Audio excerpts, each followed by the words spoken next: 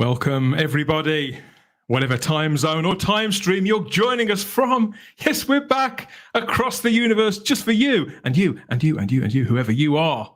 Oh, lots of people watching, lots of comments, lots to get stuck into. I can't wait. It's been a long 3 or 4 weeks. Welcome back to the cloisters here in our Type 40 for Type 40 Live, Doctor Who content and conversation in real time here on YouTube, the world's largest streaming platform, on Facebook and in podcast form too now.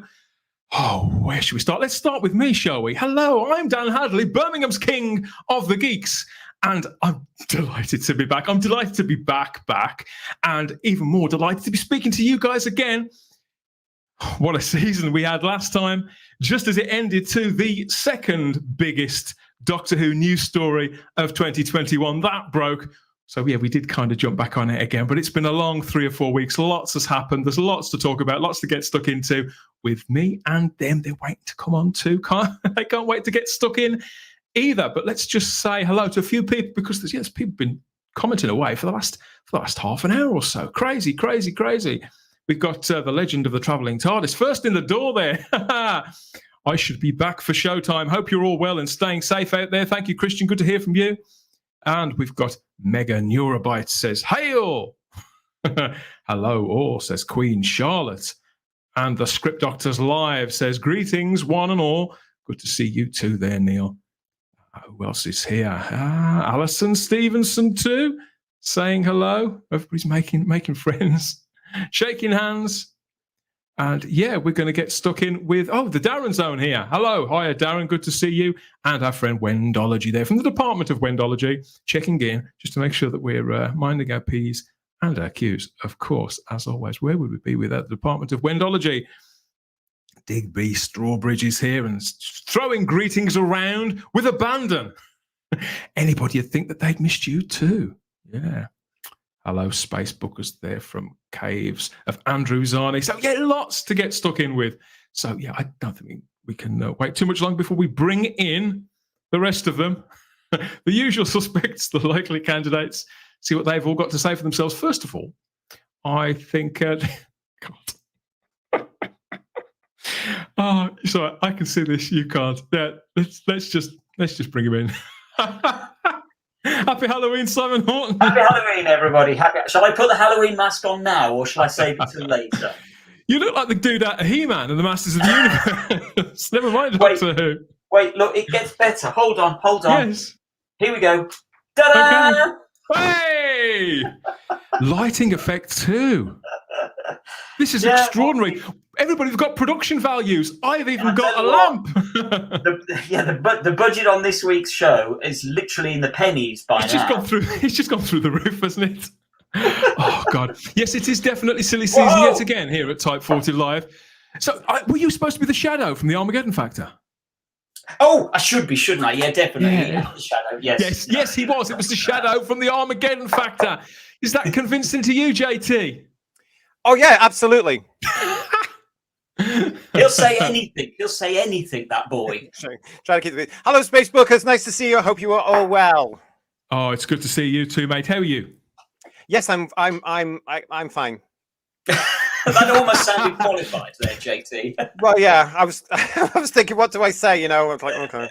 What does one say? Because, yeah, I mean, as soon as we went off last time, JT, big story broke. We rushed to the mics and the webcams, all this again, didn't we? To respond to you, popular demand of our public. And we talked about all that for a while. But in the meantime, the story... We haven't found out a great deal more, but the reaction has continued, hasn't it? And it's had these sort of waves and ripples. And I think, you're very much riding the current of that, aren't you? You've always got your eye on what people are saying and who's saying what to who and what do they mean. Yeah, I mean, what a lot has happened within, 2 or 3 weeks? 3 weeks maybe since we did the initial reaction show. Is it really 4 weeks? The 23rd of September was the last time we were on. Wow. Doesn't time fly when you're interested in something? So, yeah, I mean, a lot has happened in those few weeks and since the initial reaction show, and it's been bizarre, hasn't it? It really has been interesting times. I think that's fair to say. Interesting times. And terrifying. It was really interesting. Well, it was terrifying in the way that I'll never forget that I shared it with you, gentlemen. Well, it's Halloween. Everybody's entitled to a good scare at Halloween. A couple of weeks later, we were back at the coalface for another conversation with our friend Barnaby Jago, who couldn't make it this evening. But I'll tell you who could. It was only Queen Charlotte Shields here, and she's back tonight too. Hello, Charlotte. Good to see you. Hello, I missed you guys. I have missed you. Charlotte. Oh, lovely. Yeah, we've missed you too. Yeah, it's all been going on, hasn't it? And whilst the news hasn't particularly changed, the euphoria, do you think that there's still a re-energized fan base out there? Oh, yeah, because I'd say a little bit because we've been reminded what we've got to watch on Sunday. Yeah. What some of us have to watch anyway. Oh, God. So it's like we have to keep remembering back. Oh no, something's gonna happen. We're gonna get something different at least afterwards. I guess it depends on whether you're going to watch it or not, I suppose, Well, really. You're right, Simon. I mean, it comes to something where I remembered that this was happening tonight. I've forgotten that the actual show that this thing is based on is coming back at the weekend. I've completely forgotten that because I'm just not interested. It's all right. The BBC, they only put the advert out every couple of days. It's like you blink and you go, oh, Doctor Who adverts on.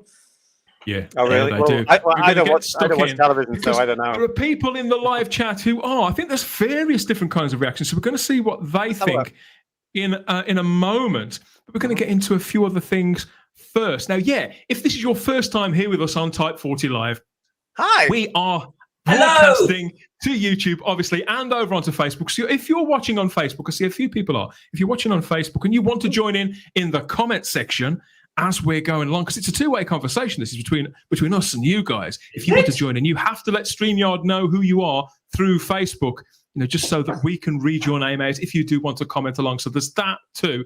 We're going out there. And this show is now available as a podcast on the Type 40 Facebook, Type 40 Podbean feed, everybody. So that's out there, type40.podbean.com. You can get Type 40, a Doctor Who podcast, and Type 40 Live now in glorious stereo for when you're running or walking the dog or running the dog or walking the windows or whatever it is you're doing. You can listen to us there for some Doctor Who content in your ears whenever you fancy it, or you can join us here live every Thursday for the next couple of months in the run to Christmas. It's got no more professional in the month that we've been off, has it? No, it's just him. Noticed. We're not going to get more polished, are we? I don't think something.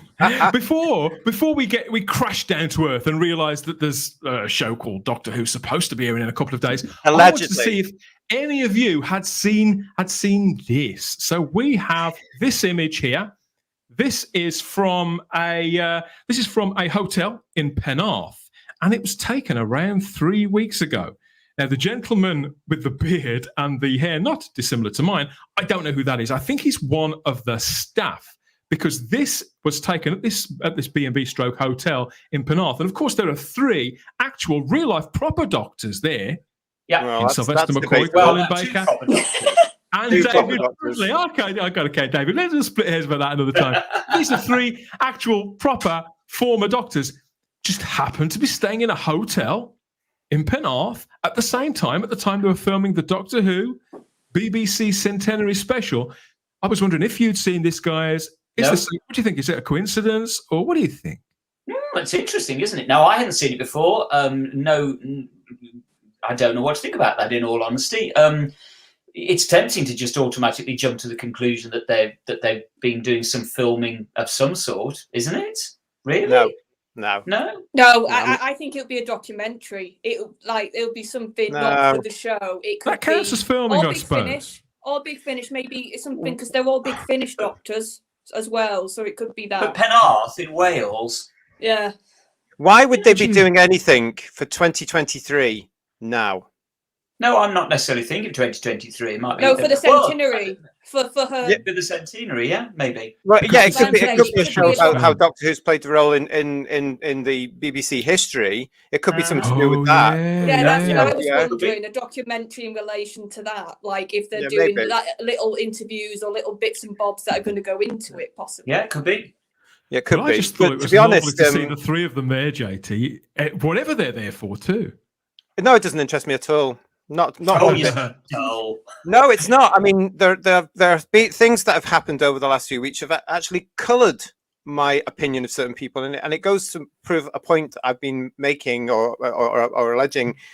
If you are in the public eye and you are just an actor or you are just a writer, shut up with your personal opinion, because you can actually piss people off. I think there is a thing. I mean, do you think that this is the Twitter age, JT, or do you think there's a broader reason? I think it is the Twitter age, but I also think it's an element of people thinking they're more than what they are. I mean, I would like to say to an element of actors, you're going to die.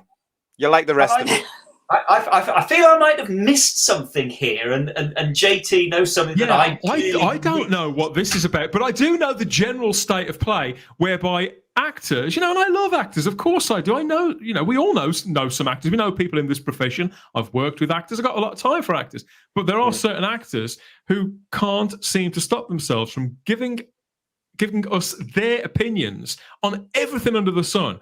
Now, obviously, they're people in their own right. They can say what they like. But I think what you're alluding to, JT, is this idea that because they are actors, they automatically are higher beings who know better than us about issues that are pretty universal, about putting the bins out and everyday matters of life. Yeah, I mean, it's along those lines, but it's also a case of get over stuff. I am fed up of hearing about people saying, I'm still in Europe. Brexit hasn't happened, challenging a democratic vote and all this nonsense. Whether you like the result of things, it's happened. It's a democracy. The majority rule. That's what democracy is about. Get over it and pitch in and help out and get it sorted. Don't just slag off or say I'm in denial or get at people that don't agree with your personal philosophies, especially if you are an actor who's in the public eye, or maybe in the public eye, or has a lot of people, because we are all different. We all have our rights to our own opinions, but you have to understand, if you are doing something where you want people to buy into your product, if you say something you're gonna which is designed to get at people, you're going to alienate 50% or more of your audience. So why bother? Have a bit of class. That's all I'm saying. Because I suppose the chances, JT, that somebody out there who was receiving that, the chances of you changing their opinion are next to none. So why put that out there and harm your own brand in a sense? Well, absolutely. And it's happening more and more because people are getting more used to having a platform, if you were, on the likes of Twitter or wherever. But, I do believe that if you are going to be in certain industries, and show business is one, where you are expecting a fan base or the public to support the work you do, and therefore the work of everybody else that's on a particular product with you, be quiet, because you are going to lose. And we've seen this over the last few years with everything. You are going to lose certain elements of people coming to pay or support you. So just don't bother. Don't piss people off intentionally. Yeah, and Colin's very good at it. Colin's very good at doing that, because I don't like it. I'm mentioning no names. There are people in the live chat at the moment who are. Now you're acting like me, Charlotte. Stop it. I don't know who this is. I don't know who this is. Okay, so let's get there. Yeah, I don't know which one of these gentlemen you're talking about, but yeah, people in the chat have got a fair idea, and some are keener on David Bradley's status as a proper doctor than others. The way I see it, he's been in Doctor Who, just like Richard Herndl. They count as proper doctors. In my opinion, sorry, Mega the extremist, who strongly disagrees. But Mega, bring it on. Yes, I do like David Bradley, good actor. Vanessa Law, good to see you. Hello, everyone. Hello, Vanessa. Good to see you too. Got lots of good points, JT and Charlotte. Yeah. Thank you, Richard. People on the photo. It's caught people's imagination, Charlotte. They're wondering maybe they're doing the Three Peaks walk. Should I know what that is? Isn't that I don't know. Is that the charity thing? I don't know. Am I getting mixed up? That makes me feel better. Then it's not just me who doesn't have a clue what that is. That makes me feel a bit better. The Newport TARDIS, that's exactly my point. Penarth in Wales is on the doorstep of Cardiff. So, you do begin to wonder. You wonder. That's all. Can I just say to Sunraider there, yeah, I would do that. I would sort everything out in this country. I can absolutely tell you. Thank you very much. Alison Stevenson's back with us again. Good to see you too, Alison. So she says it might be a photo of the new cast of Last of the Summer Wine. Did you notice that they weren't on the hard stuff either? They were drinking soft drinks. So and it was dark out. So it was either really early in the morning and they were due to be on a set somewhere, Charlotte, or they'd had a long day and they just hadn't hit the grog yet. The bar wasn't open. They just, I don't know what. Maybe it was a gin. Who knows? It might be in the evening. I mean, it's going dark now at 4:00, isn't it? Maybe. I mean, they probably were ready for the next round of. They might be ready for the next pudding contest. Who knows? We've got a hooray for Richard Herndl there in the chat. But talking about doctors, I mean, as you might have seen, we're again celebrating the wonder that is Peter Capaldi on the artwork for this live stream. How could we not? I don't know who else. Who else I would think of putting there? Yeah. But yeah, his single that we talked about on the show a few weeks ago, Charlotte, his single has now been released. So it's called St. Christopher. And it's out there to listen to. You can listen. You can buy this through whatever platform, through Apple or whatever else, or you can stream it on places like Spotify. So I wondered if any of you had heard this song and what do you think of it, Peter, laying down these tracks and being the rock and roll doctor that he seemed to have always wanted to be.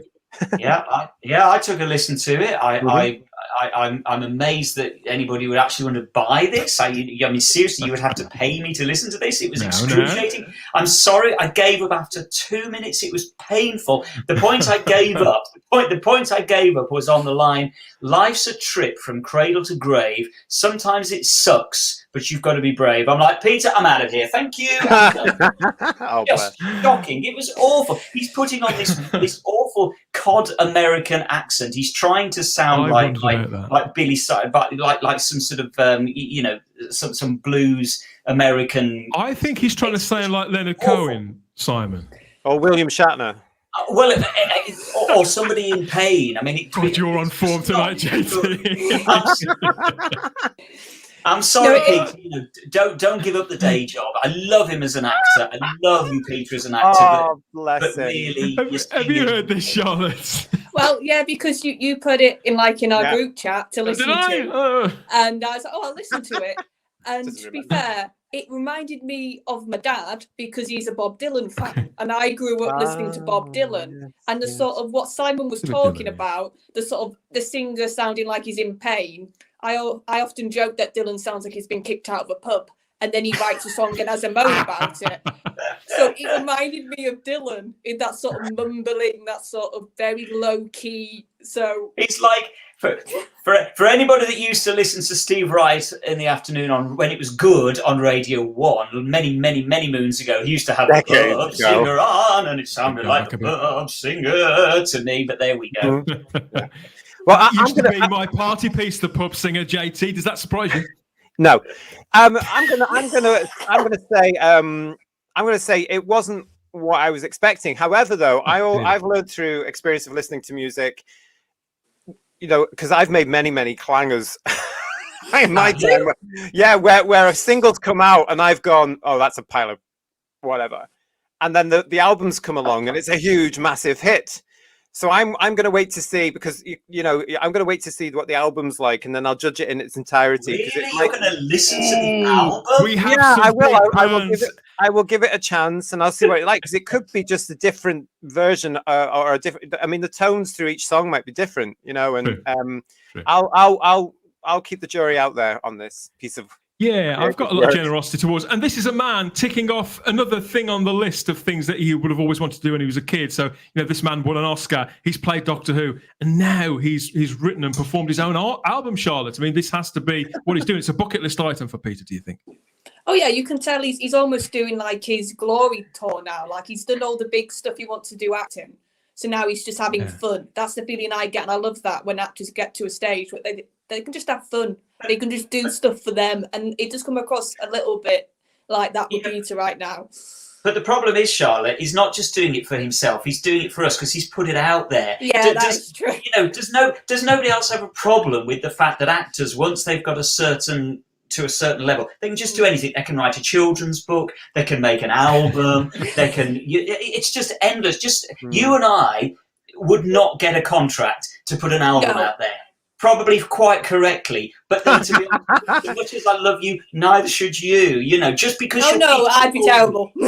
Well, I did hear that Mega Geeky is actually busy in the recording studio now with his efforts, so we'll have to see where that's coming from. Can you imagine?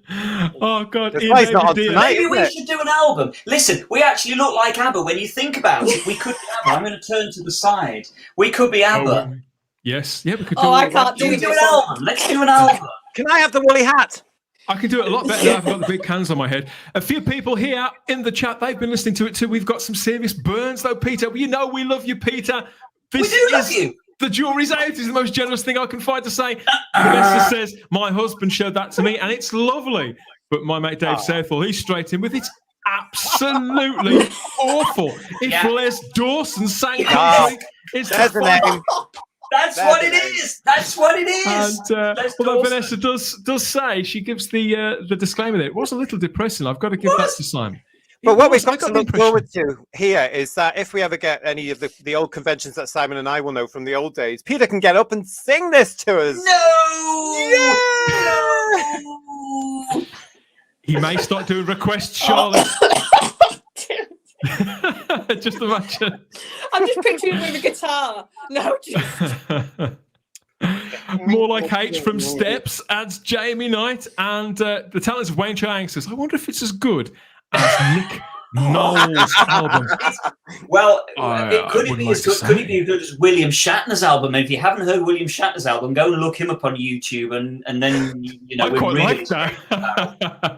Yeah, so this is what you got to go and look for if you're interested. If we've piqued your interest. Or if nice you just cover though, isn't it? Can sort of send yourself to sleep lovely. at night, yeah. Yeah, it's a lovely. It's on a very small record label. That probably won't surprise any of you guys. But yeah, it's out there, and there'll be links in the description of the video as well tomorrow when I update those. So you'll be able to go and find it, and you can blame us afterwards. Or go and order it, and maybe pre-order Peter's album. I think that's out in a few weeks' time. The entire album. You can listen to it on the likes of Spotify and then decide if you want to purchase it. Yeah. Just here's a word of advice: don't listen to it and then also watch Whittaker at the weekend, because you might be needing mental help afterwards. Who? Listen to both of those What's she things talking about? at the same time. Crimpling the Blue's got a great idea here, because obviously he's not the first Doctor who's got form as a pop star. There's been several of them who've had records out. Pertwee, Baker, but I think that the one that we all want to hear really is maybe an updated take on the Button Moon theme tune. I agree. You could do with Peter Davison. Well, Yeah, Peter Capaldi. I can see him doing a mean Button Moon. Absolutely. yeah. The two Peters. It's and that just sounds rude. Okay. The You've next got a thing I dirty mind, Hatley. You've got a dirty mind. This has been said before, and the last thing I want to mention in this part of the show is I want to wish Richard Franklin. Yes. I want to wish Richard Franklin a speedy recovery. I don't know if you've heard about this. Richard is, I think he's at the moment, he's either just had or is having major surgery. This is Richard Franklin, who played Mike Yates, of course, in the 1970s. He's not been in the best of health the last couple of years with pandemic and whatever else, as he's really going through it. But he's always had so much time for fans. I think he was at the Oldbourne event over the summer, so he's been out and about. But he's back in hospital this week, and so I know that he and his people are all over the Doctor Who community. They're tweeting on his behalf. So I wanted to say, get well soon, Richard. We do hope to see you back at a con. Yeah, and your old self fighting. Absolutely. Yeah, we all echo that sentiment. Absolutely. Can I also just take this opportunity, Dan, because I really want to just point out to Blue Planet, who I know Blue Planet, you're now in the chat. Hello, Blue Planet. Don't worry, I haven't forgotten the question that you laid at me on the 23rd of September, believe it or not. The question might have done. I have the answer for you, but you're going to have to wait till next week, because this week is such a packed show. You're going to have to come back next week, but we have the answer for you, Blue Planet. Just come back next week and guarantee you get the answer next week. That's not a sell at remember all. what the question was. It's fine. It's not a sell. Please come back. Please come back. We'll answer something next week. Please come back. Got people adding to our good thoughts for Richard Franklin there in the chat. Cybermat Strike says, get well, Richard, as does a couple of other people. Yes, Richard Brooks says, poor Richard, I hope he gets well soon. Yeah, I mean, he's... we have Digby says, sending best wishes to Captain Yates. He always seems fairly chipper when he's on Twitter and everything else. You know, it's... and when you meet him, he's always buoyant. Yeah. Yeah. Yeah. We've got our Blue Planet has heard. He's waiting with bated breath. Yeah, so I suppose, we can't have too much fun, can we? We've got to get this. We've got to mention this. Now, Charlotte, you and I and Barnaby Jago, we have made a podcast, haven't we? Our preview of Series 13 of Doctor Who, everybody. It's the video version is on the Spacebook YouTube channel, and the podcast version is appearing all over the podcatchers as we speak. So you can go and stream that for Charlotte, Barnaby, and I, taking that all apart and giving our take on what the next 6 weeks will have in store. But yeah, this is going to be a bit of a support network, really, because obviously this is Halloween, and people are out trick or treating on Sunday. People are out trick or treating on Sunday, possibly when Doctor Who's on. It was given the eventual time slot of 6:25. Because Doctor Who's on. It might be going out because it's on. Doing other things, yeah. Now, to us, JT, in the time that we last spoke, I think the general lay of the land here is that Series 13, whether you're watching it or not, it is now, since the Bad Wolf Russell T Davies news, it is a formality. This is just marking time now. But obviously, I don't think we're giving away any spoilers. You're not watching, are you? You're well out of this. That'll be a big shock to the Spacebookers. you haven't watched for a time, have you? So this is nothing new for you. It's nothing momentous. I haven't watched since the last Cyberman one in 2017, whatever that was called. Yeah, that was the last Peter's one I watched. Last two-parter. Yeah. So that was 2017, what's wasn't it called? No idea. Nothing time. The Doctor Falls, wasn't it? That's it. Yeah. Well, that was that. I see. I don't remember any of that. I just thought it was nonsense. But that's the last time I watched. Because for all that, I think that the next 6 weeks are going to be hard going. I think whether you're watching the show or not, if you're active in the Doctor Who community, you can't help but be aware that it's on. We're going to be covering it on the Type 40 podcast, and we're going to be checking in on the live streams too, with such as the ratings and what you guys feel about it, whether you're watching it, how you're receiving it or not. Do you last the entire 6 weeks? Are you going to make it through? Because I know that 10 weeks that Series 12 was on, Charlotte, that was probably one of the longest 10 weeks of my life. It really was. Oh yeah, I ducked out. I'll tell you now. I got till Orphan, and then I was just like, nope. And then got to what? Sorry. I got to Orphan 55, and then after watching that absolute pile of rubbish, that's an episode. Oh, right. Yeah. I agree. The Time Lords definitely agree. So, guys, are these huge 6 episodes? Are they all an hour? They're rumoured to be, we thought they were going to be about 45 to 50 minutes, but apparently episode 2 is going to be an hour. So it looks like they're just doing whatever they like, which is the Netflix way of doing things with such a Stranger Things, where some episodes are 45 minutes, some are 55, some are an hour. That's good. So who knows where that's gonna sit. But yeah, so the next 6 weeks are going to be hard. Let us know. We are here for you, whether you're watching or not. And we do know that there are people out there watching who do enjoy the current era. And God bless you. We're glad that you've come here and that you're happy to share with us too. Because, we're all fairly sort of red-pilled on this. But there are people out there who genuinely enjoy it. And by all means, give us your takes. Let us know why you're in. Come and talk to us. By all means, drop us a comment along in the live chat, and let us know why you think we've got it wrong and what we're missing. Well, of course, the other thing to bear in mind is that I mean, I plodded somehow through that last season, and I only did it purely so we could do a podcast review. Dan, it was all your fault. I did it all for you. Yeah. Things that makes so we could do a podcast review. But we're all assuming that this next series is going to be, well, in my opinion, as bad as the other Whittaker stuff that I've seen. We could be pleasantly surprised. It might be breathtakingly brilliant. Who knows? I will not be watching it, certainly on Sunday. I will maybe, I don't know, I'm going to see how I feel. I might do a catch-up on it. But if I do a catch-up on it, I will wait until after the 7 days are up so that my view is not counted as a view. Because I don't want to give them my viewing figure, that's for sure. I don't want it to look more popular than it actually is, so I will wait until after the 7 days and maybe watch it on iPlayer, and I might do that with any or all of the series. I don't know. I'll see how I feel. I have no intention at the moment of watching, but that's not to say I won't, as I say, dip into it if my curiosity is piqued. I might kind of wait until some of the reviews start to come out, to be honest. But I certainly will not be rushing to my TV on Sunday. That's for sure. Here's the little blurb. It says that Jodie Whittaker, Meredith Gill, John Bishop, and Jacob Anderson star in an epic 6-part adventure which will take the Doctor and her friends to the edge of the universe and beyond in a battle for survival, packed with action, humour, terrifying new villains, and iconic action, humour. That seems unlikely. I don't think I can carry on to. Yeah, so that's what they're billing it as. That's what Chris Chibnall's saying. But quite frankly, even though the trailer was okay, Charlotte, you know, it was pretty much what you'd expect on surface value. And some people are really excited out there by that trailer, even people who've been down on the era.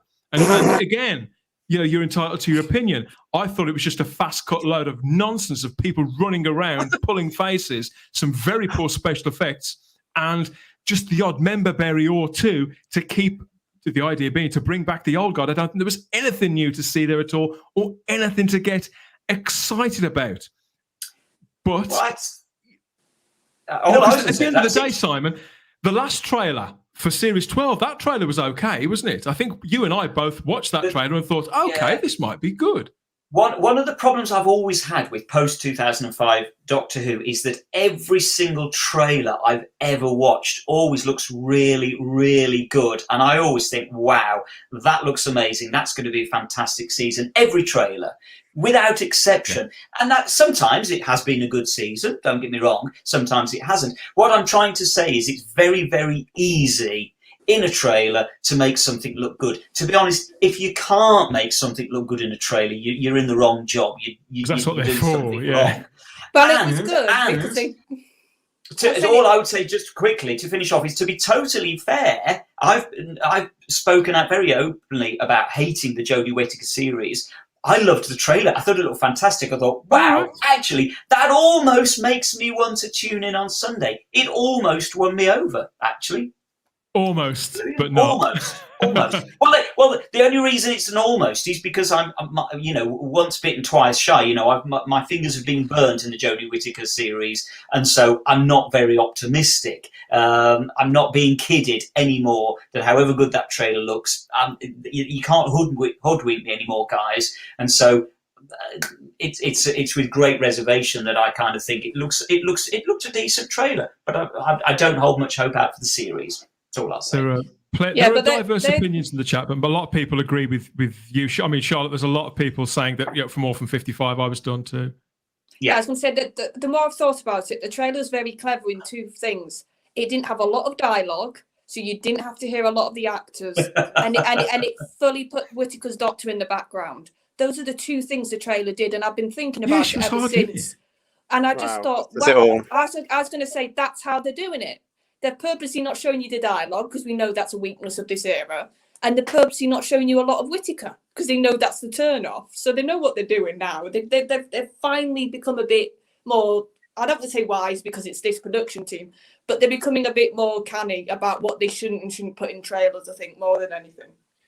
We've got a comment here from Alison Stevenson watching in the chat who says that apart from the Christmas special, I haven't seen any Jodie Whittaker. So I'm going to watch Series 13 and make up my own mind. Looking forward to other people's opinions too.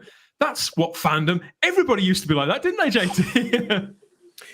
Well, when Doctor Who was on the air and it was Doctor Who, yeah. Yeah. Liven's Flame says, I knew it was going to go downhill with the glass ceiling trailer. No thanks. That was one of many warning signs on the road to where we are now.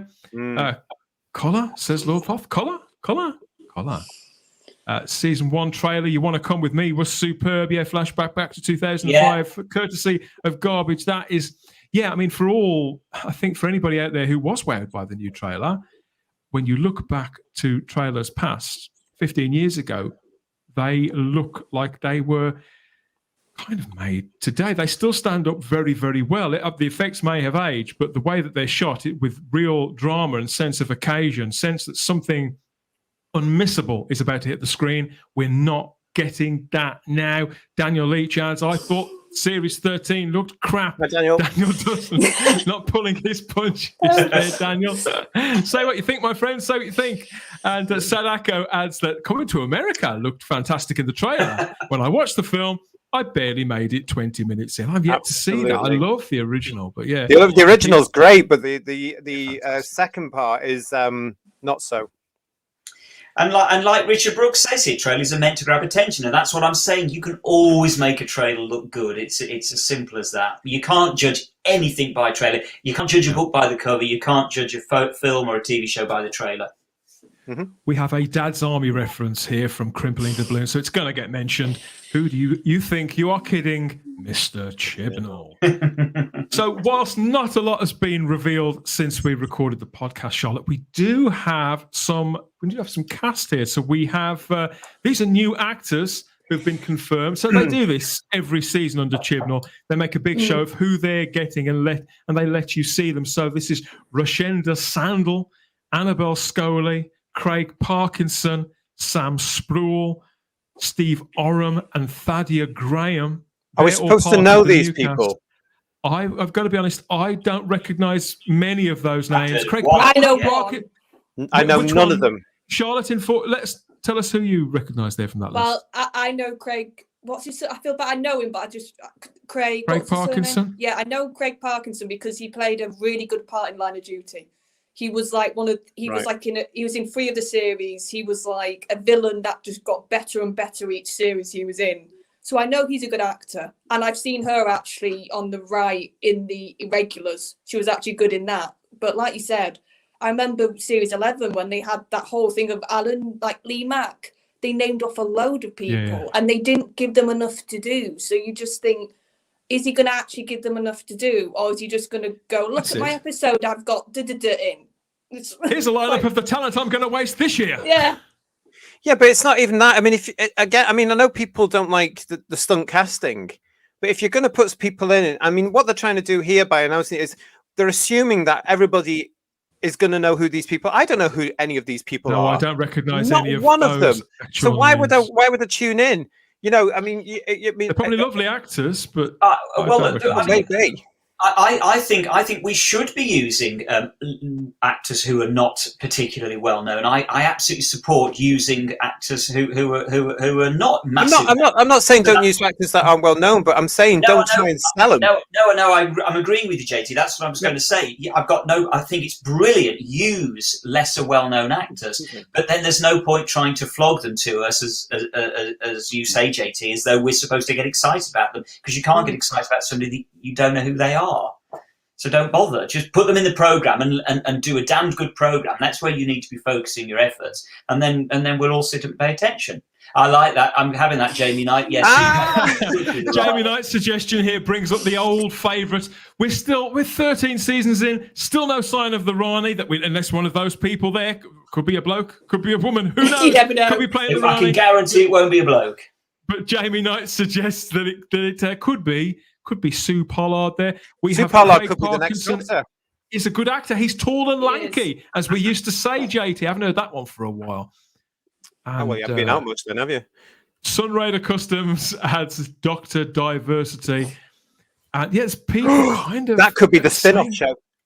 Variations. But I'll tell you who did. Well, he didn't get me excited as such, because I've seen him in plenty of things. But I was interested to see this name. Kevin McNally is back in Series 13 of Doctor Who.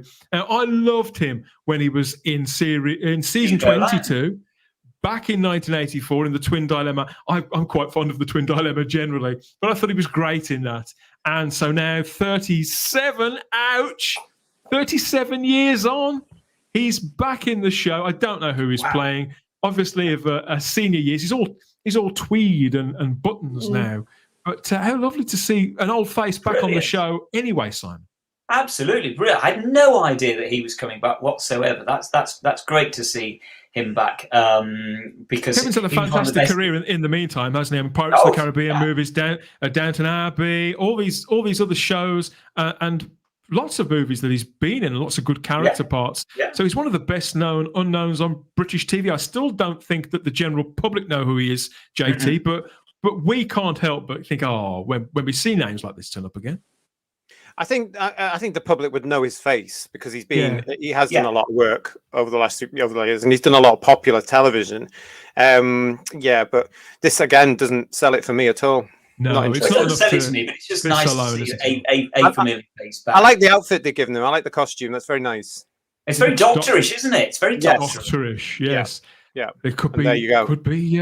Maybe it could be the timeless Kevin McNally, but I doubt it. I think he's got a couple too many veg for being any of the timeless children anytime soon. Another name that's turned up in connection with this, Charlotte, in the new season, I don't know who he's playing, is Robert Bathurst from Toast of London and Cold Feet. Do you know who that is? No. I might know haven't- his face. I might know the face if I see it, but it doesn't ring a bell. I haven't seen any pictures of him in his Doctor Who role yet, but as soon as I do, I'll be right on that. Because Robert Bathurst, he also had a role in the early seasons of Red Dwarf as well, and he's always been an actor that I always saw him as having a bit of a John Pertwee kind of manner about him. JT, do you know who I mean? No. Tall, blonde actor. He plays Toast of London. He plays his landlord, doesn't he, people out there? If David, you still hear David Southall, he'll know who I mean. People looking back here in the chat as well at the Kevin McNally's other roles in other shows. He was a good actor in Life on Mars, says Digby Strawbridge. I think I just saw him in an episode of Blake 7 on Forces TV, says Liven's Flame. He also played the bloke who ran a sex shop in an episode of Bottom. So that was, maybe you're right, Simon. I think I have got a dirty mind, haven't I? It's looking that way. It's looking that way. Oh dear, Olivia. People mention Olivia Colman again. Well, she has been in it before, but look, she's in everything. She's even on this show now. I mean, for heaven's sake. I half expect it to pop up at some point on here. Who else? We've got plenty of other suggestions. We've got, rumour has it that Craig from Big Brother will be stepping in. Big Brother 1, 20 years ago. That's from Jamie Knight. Why Craig? Wasn't he? I thought he was a painter and decorator or something. He was, yeah. I worked on that series. Bring him in. Did you? Yeah, I worked on Big Brother 1. It was a nightmare. But anyway, that's another show. That's a story for another time. You have to tell us more. I actually watched that religiously when it was first on. Oh, it was a nightmare. Yeah, so lots of those names. On one hand, it's good to see some new talent, as you say, Simon, coming through, rather than just, it's same old faces, or people coming back. But yeah, it's actors that I can't have any feeling about them one way or another.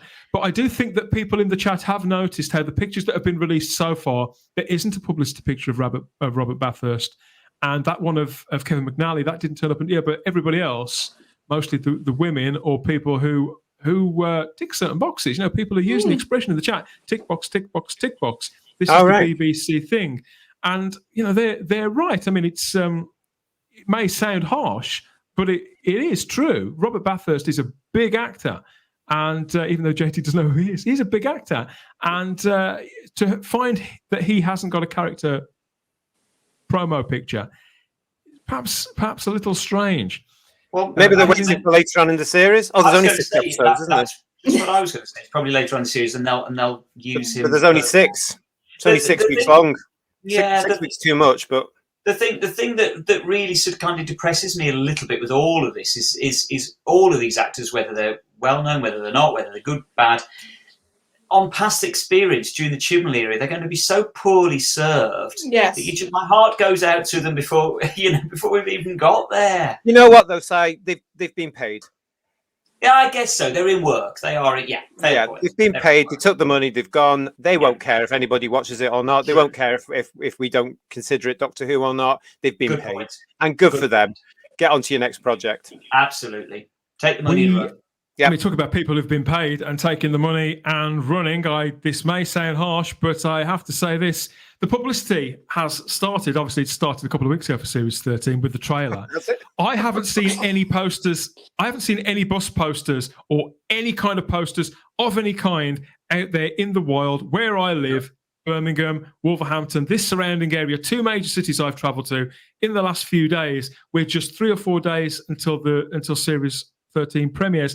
I can't see anything. There doesn't seem to be a ripple. Publicity is next to non-existent. Somebody sent me the analytics from Google earlier on in the week, and they were not very favourable at all. That a lot of people don't even know it's coming back, Charlotte. Problem being put into Google Trends, Doctor Who Flux, and it was like just a flat line like that. I think it was Lee. Yeah. So it Flux.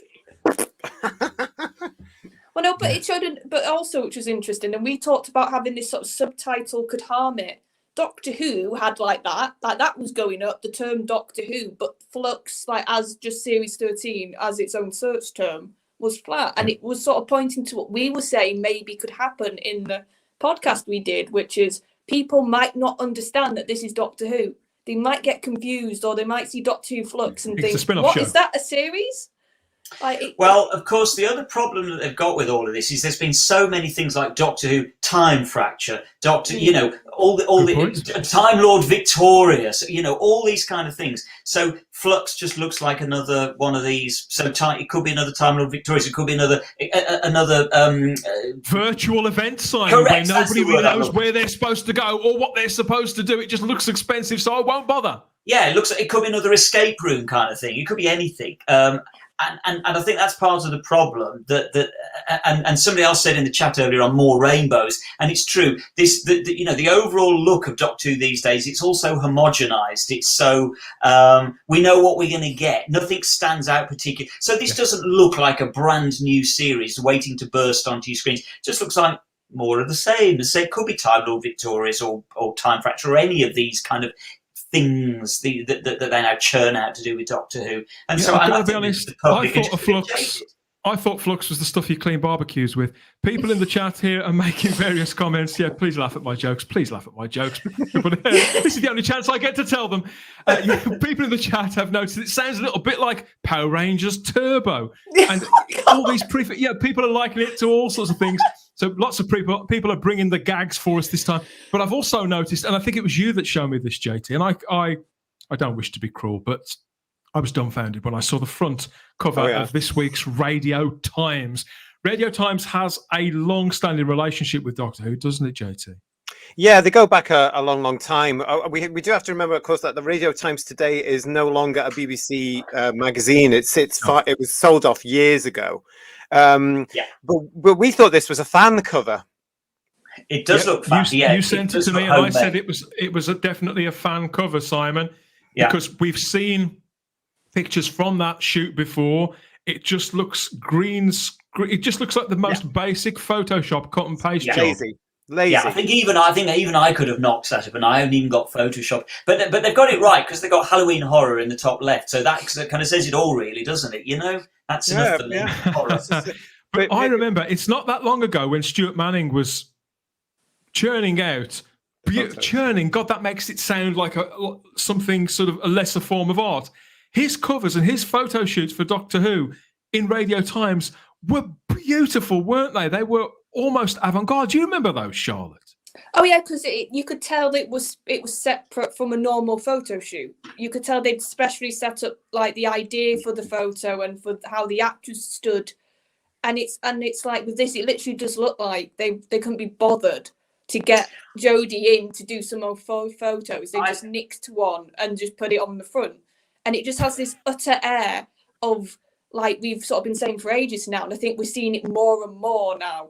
Just the prestige, the effort, the sort of buzz, it's all gone. It's just, everything's just doing it basic, sort of do it as much. I'm trying to think of a word. It's like... It's very bland. It's doing the bare minimum. Yeah. Yeah. It's very bland. I mean, I suppose the only thing we should be grateful for is we haven't got the same old photo of Jodie Whittaker that we kept on seeing over and over and over and over again in the early days. So I suppose, I don't know whether this is a new photo of Jodie, but it's certainly one I haven't seen before. I've been told today that it is new. I'm kind of grateful. It was specially shot. Apparently, this was from a photo shoot. Specifically, this was actually properly staged by a proper photographer and art director. They did a full shoot, and there are other pictures inside the magazine. I haven't bought it. I haven't got a TV license. I don't watch broadcast TV, so I'm not going to buy TV guides anymore, particularly one that costs like £3.20 or whatever. How much? It is ridiculous, the cover price of Radio Times. They sell this magazine as a prestige item, just as Charlotte was saying, and it's not. It's It's no better, no more high end than any other TV mag now. The pages are just a little bit wider to fit on your lap a bit more comfortably. Really? How they're able to do this, I don't know. Apparently, the unsurprisingly circulation of Radio Times is through the floor as well. But yeah, this was a new photograph, and I can't believe the way that it's lit, but I've been told that it is.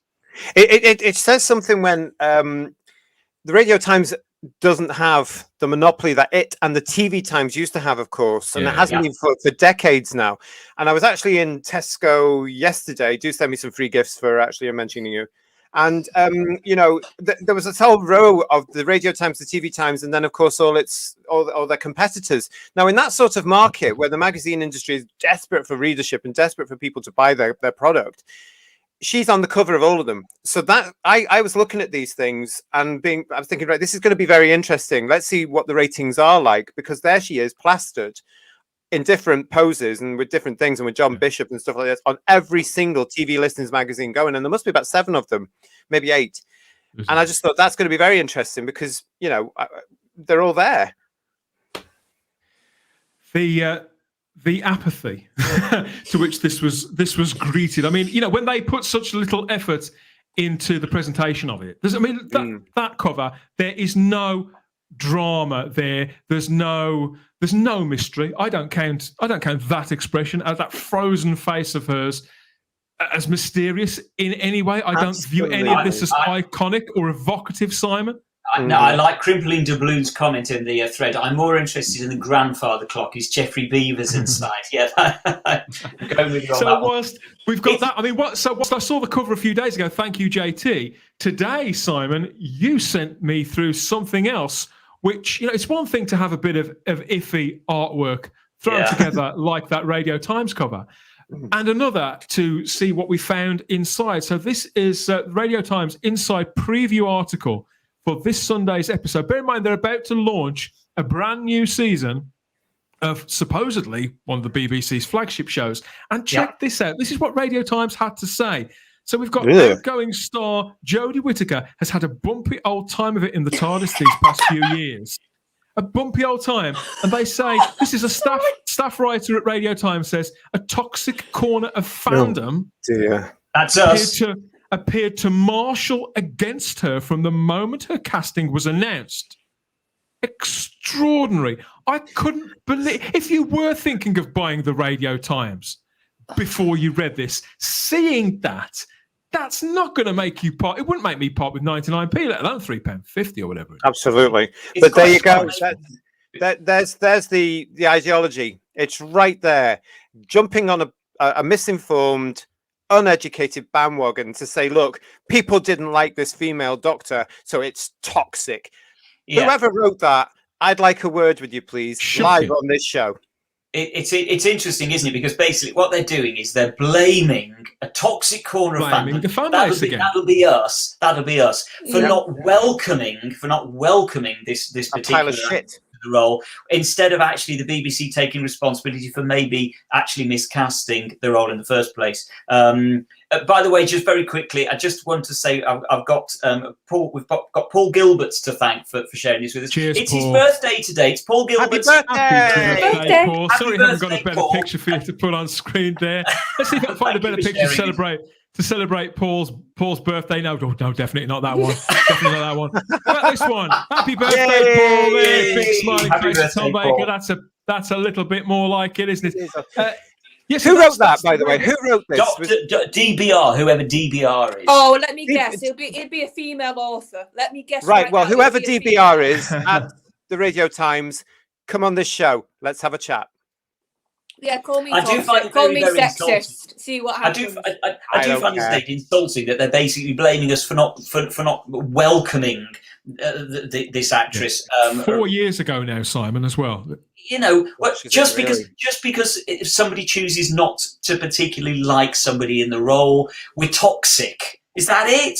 So if you don't like, I'd say, Simon, that it's bullshit. Toxic. I'd say that it's bullshit anyway. I'd say that although there was a significant proportion of the fandom who didn't welcome her, I was very lukewarm too. To me, the Doctor is a male part. Absolutely. The majority of the fan base fair play. I'd say the majority of the fan base were actually on board for this, or at least willing to give it a go. And so for them to say this has been going on for 4 years, and they go on to say that while publicity for this shorter than usual series has been overshadowed by speculation about what Russell T Davies will do once she's gone and he returns as showrunner. That's their words, once she's gone. Very ignominious. There's another article there also on the left.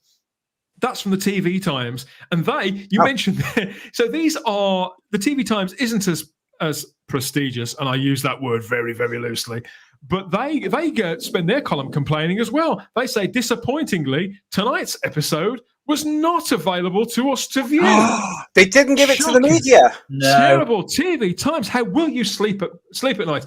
And it says, in addition, the BBC are so reticent to release any info about this show as if they daren't admit it even exists. Wow. All we can tell you is that it stars Jodie Whittaker, blah, blah, blah, blah, blah. Isn't that amazing?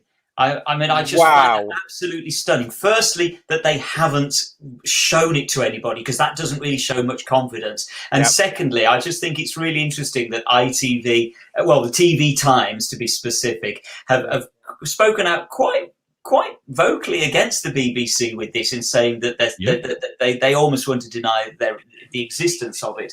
That's really quite. It's disgraceful, isn't it? It is. It really is disgraceful. I mean, look at that. I mean, you've got the person DBR or whatever it is. That's whoever that is writing for the Radio Times, who probably writes for the Guardian and also for certain things. Like what's it called? The TV pages on Twitter and stuff like that for whatever it is. And it's probably associated with various groups that go on about toxicity in the fan base all the time. Let's face it. That's probably somebody like that. And then you've got another one saying, well, I can't review this because nobody sent it to me. Do you remember in the old days, especially when Doctor Who came back, they would have press launches to show off the Christmas special a month before. So it got the publicity in the actual Radio Times or the TV Times or wherever for Christmas. Yeah. And you got an honest preview. They've shot themselves in the foot again. And I think the cloak and dagger secrecy over this version of the show hasn't done it any favors. And I'm actually for that, because it means it's going to die a death. Thank you to the people who are watching along in the chat, and they're answering the question for us. Apparently, this is the writer David Brown for the Radio Times, JT. So he's the one to write to. Okay. He's Hi, the David. one to tweet out. Charlotte, go and say hello to him. Digby says the Radio Times isn't meant for you or anyone who has to pay the license fee. I'm not sure. Appeared a favourite word in mind control. Fatumshk adds that to stop denying history, some people certainly did start hating on the show the moment a woman was announced. I'm not sure. Fatumshk, I did say it was a greater percentage did accept that. There was still a notable percentage who were out the minute a woman was cast in the role. Myself, I was 1 foot in that camp too, maybe 1.5. But I didn't make out that there weren't people who felt that way.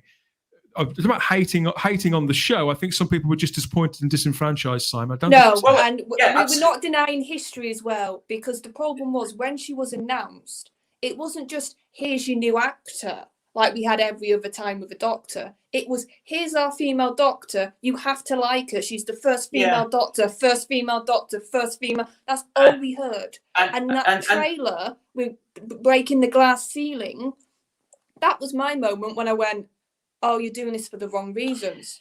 That's what we didn't like, that it was a blatant move to pander. That's what we didn't like. So we're not denying. Well said, Charlotte. And also, the thing is, what we've got to remember here is we are human beings. We are actually allowed to have opinions. So when something gets announced, you are actually allowed to have an opinion of whether you like the idea of that or whether you don't. Now, to take a prime example, I was dead against who played Donna Noble, Catherine Tate. I remember when I heard the casting of Catherine Tate, I thought, that's it. I am done with Doctor Who. I hate Catherine Tate. I really hate the idea of her being in Doctor Who. Now, I was big enough to admit afterwards, and I will admit it now, I adored Donna Noble. I thought Catherine Tate did a brilliant job. I was wrong. I'm happy to hold my hands. But I am allowed to have that opinion when I first hear the news. I don't like Catherine Tate. I don't expect to like it. And then you then make a decision as to whether actually you were right or wrong. But people are allowed to have opinions about these things. Of course they are. I think that the comment here from Moons of Madness, Charlotte, that speaks for a lot of people. He says, well, they say, I hated the idea, but sat through Series 11 to give her a fair shake. And she proved that she and Chibnall were no good at it. I think. Can I address for Stump? What was it there? Can I just address him there? I was one of those people that was out immediately. It was announced that Jodie Whittaker was the Doctor. And I'll explain my reason why. Over 50 years, the Doctor was an established male character of his species. There was no need at all to change the gender of a British icon character that had been on television screens on and off for over 50 years with 12 leads, and he was established.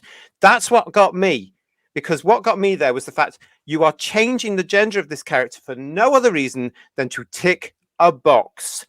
And I've been proved correct.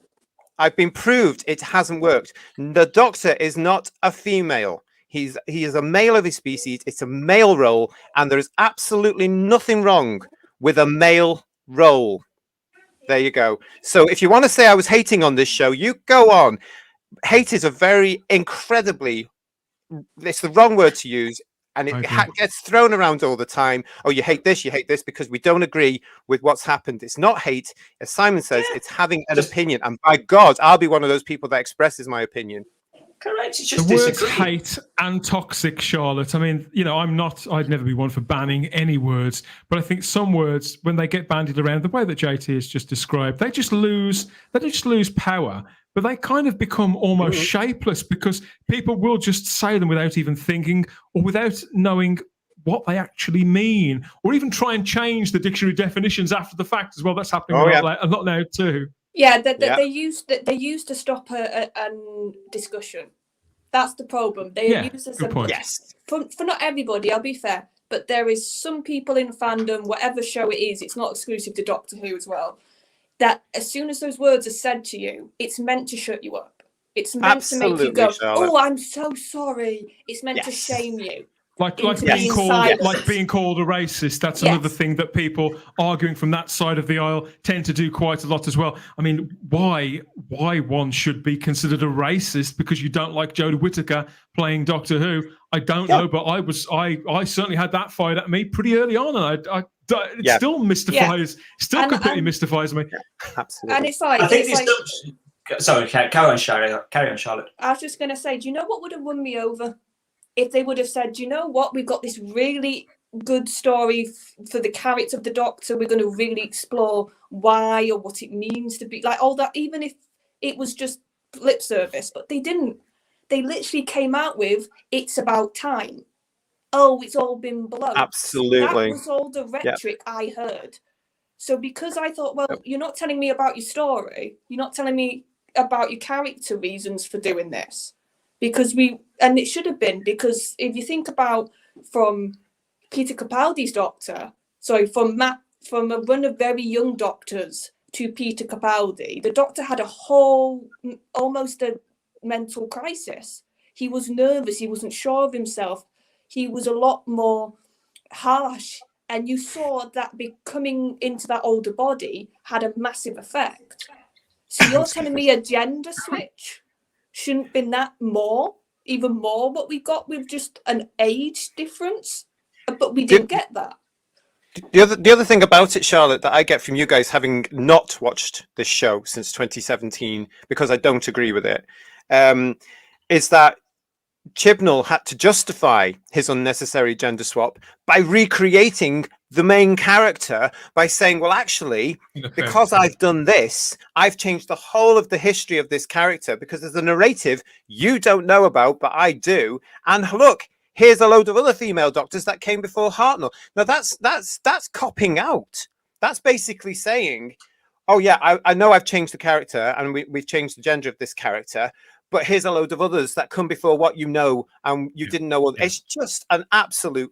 Awful. If anybody goes with that rhetoric, I just think, wake up, just wake up and see what he's doing. He's justifying his own unnecessary choice in this narrative of this story by saying, oh, here's a female black one, here's a female Chinese one. Oh, the Doctor was actually born a little black girl. Oh, wake up, see what's going on here.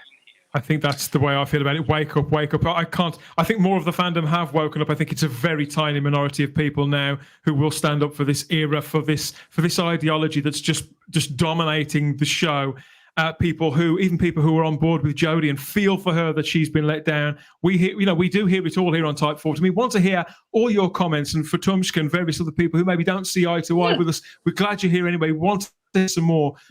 Please let us know what you think over the next few weeks. Yeah, bring it on. But before we leave this subject altogether, I wanted to ask you guys, because this is how. Oh God! This is the lay of the land. When we were last where we are now, so this is how things were.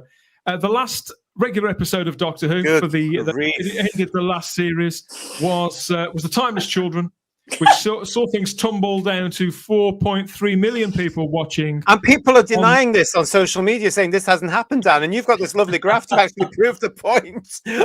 I've even had people tell me that the graph that we're looking at now on screen, this is barring a couple of very minor ups on public holidays and one when they got John Barrowman back. He won't be back anytime soon.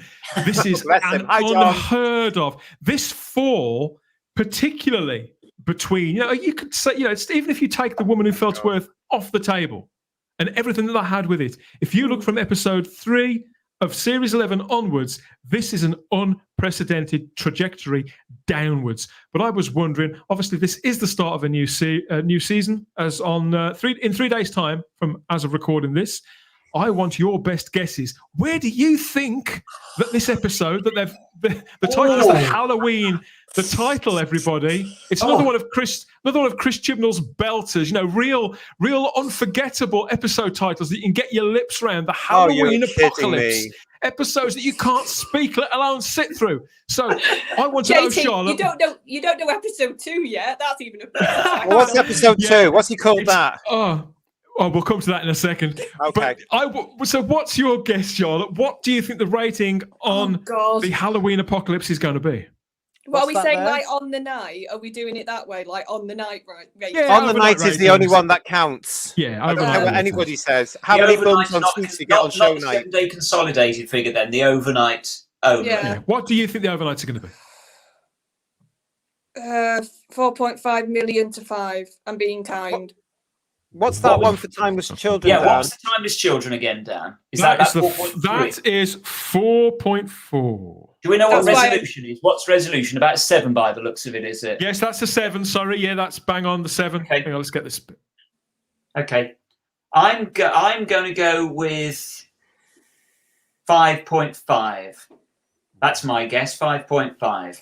Yeah, I think it's going to be an uptick as well. I just said around 5.3, 5.4, so we're in the same ballpark there. How about you, JT? Do you care enough to even hazard a guess and waste a brain cell on this? No, but I'll join in because I'm trying to be sociable. Please. It's a good game. It is a good game. It's a good game. Good game. I would say, bearing in mind what's happening with the BBC now, it has lost now 180,000 license fee payers in the United Kingdom. That's a lot of houses, and there's a lot of people not paying a license. I would say also it is this thing, Halloweeny American thing that we now do.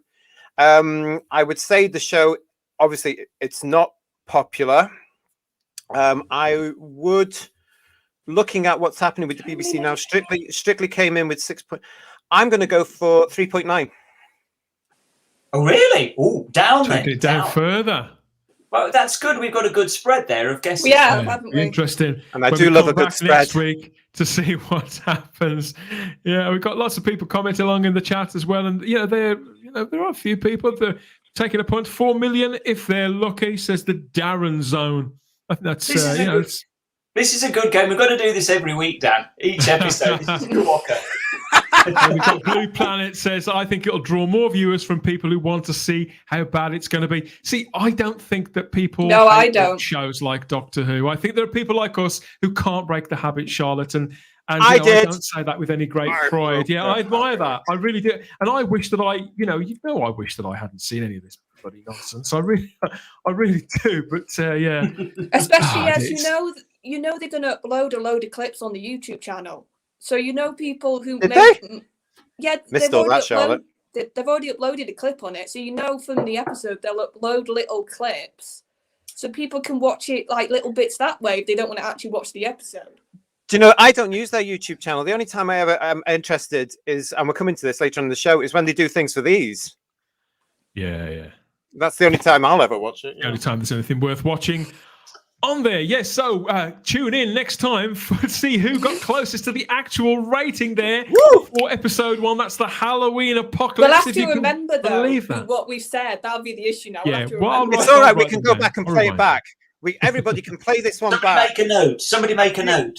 Yeah, go and play it back over the weekend. Have it over your Sunday morning breakfast when you're having your wheat sticks and your lovely toast, and then write it down and then remind us next week and keep playing it back. Let's get this show getting more ratings than Halloween Terror. So yeah, just in case you didn't know, Doctor Who Flux. Oh, look, it's Bongobots. Oh, goody. Doctor Who Flux premieres Halloween night, October the 31st on BBC One, BBC One HD, 6:25. That is for the people who are going to watch it live. I'm not going to be watching it live. I haven't got a TV license. I'll watch it in 2 or 3 days' time, up down at my mother's or whatever else. Yeah. I'll get it in whenever. But yeah, if you are there on the night, well, actually depends on whatever you're doing on the night. If you're out there trick or treating and enjoying yourself, hope you enjoy that. Or if you're watching Doctor Who, I do hope that if you are up for it, that if you are going to give this a fair shake, I do hope that you enjoy it. And don't forget to get back to us and let us know what you think.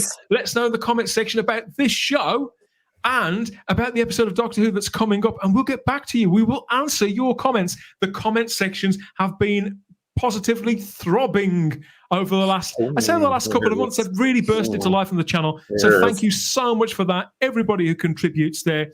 There's lots of different takes. In fact, we probably ought to start digging into them because there are some really big, really creative ideas in the comment section. I'd advise anybody to go and maybe interact a little bit with other people and see what they're saying about it all. But yeah, that's us done with Series 13 for this week. We've got more things when we come back. God for that. That was stony ground, wasn't it? Jesus. To talk about. But yeah, please, if you haven't already, if you've been here this long, maybe this is your first show with us or you're a returning customer, please like the video. That's crucial. Please like the video. Lots of people watching. Please like the video. Subscribe to the channel because we're going to be doing this on the weekly again. We're back from now until Christmas with lots of shows about the car crash that's going to be Series 13 and lots of other things we've got planned for the time in between now and then because, we've got the podcast too. That's where we're going to be doing most of the reviews. But we'll be sure to keep an eye on Series 13 and we'll be here for you every step of the way, right the way up till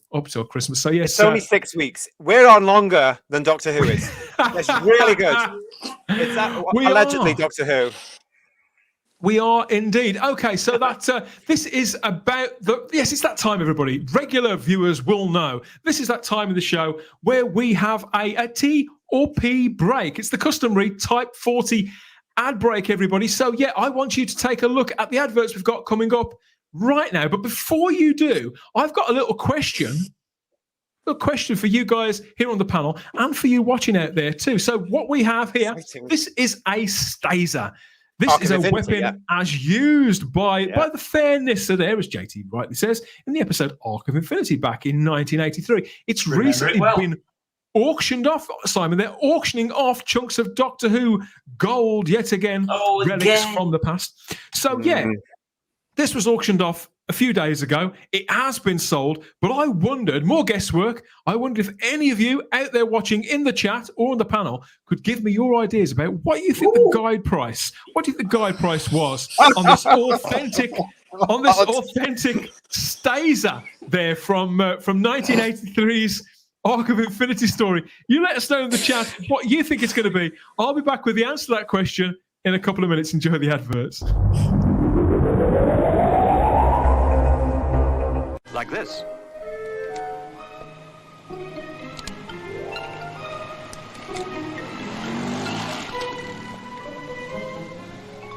Here's something that's escaped from science fiction to invade Lady Godiva's super-modern city of Coventry, all for the sake of a student's rag. Dodger the Dalek is a robot newspaperman that sells rag magazines. John Aubrey of the Lancaster College of Technology designed this radio-controlled monstrosity all in the interests of charity, and it's far less shocking than some of the student stunts.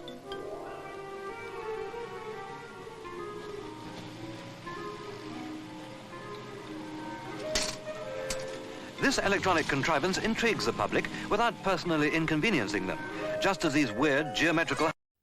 Join the Dalek Empire with a menacing Dalek voice changer helmet. Obey the Daleks! With frightening Dalek phrases. Exterminate! A voice changer synthesizer. Annihilate! And terrifying sound effects.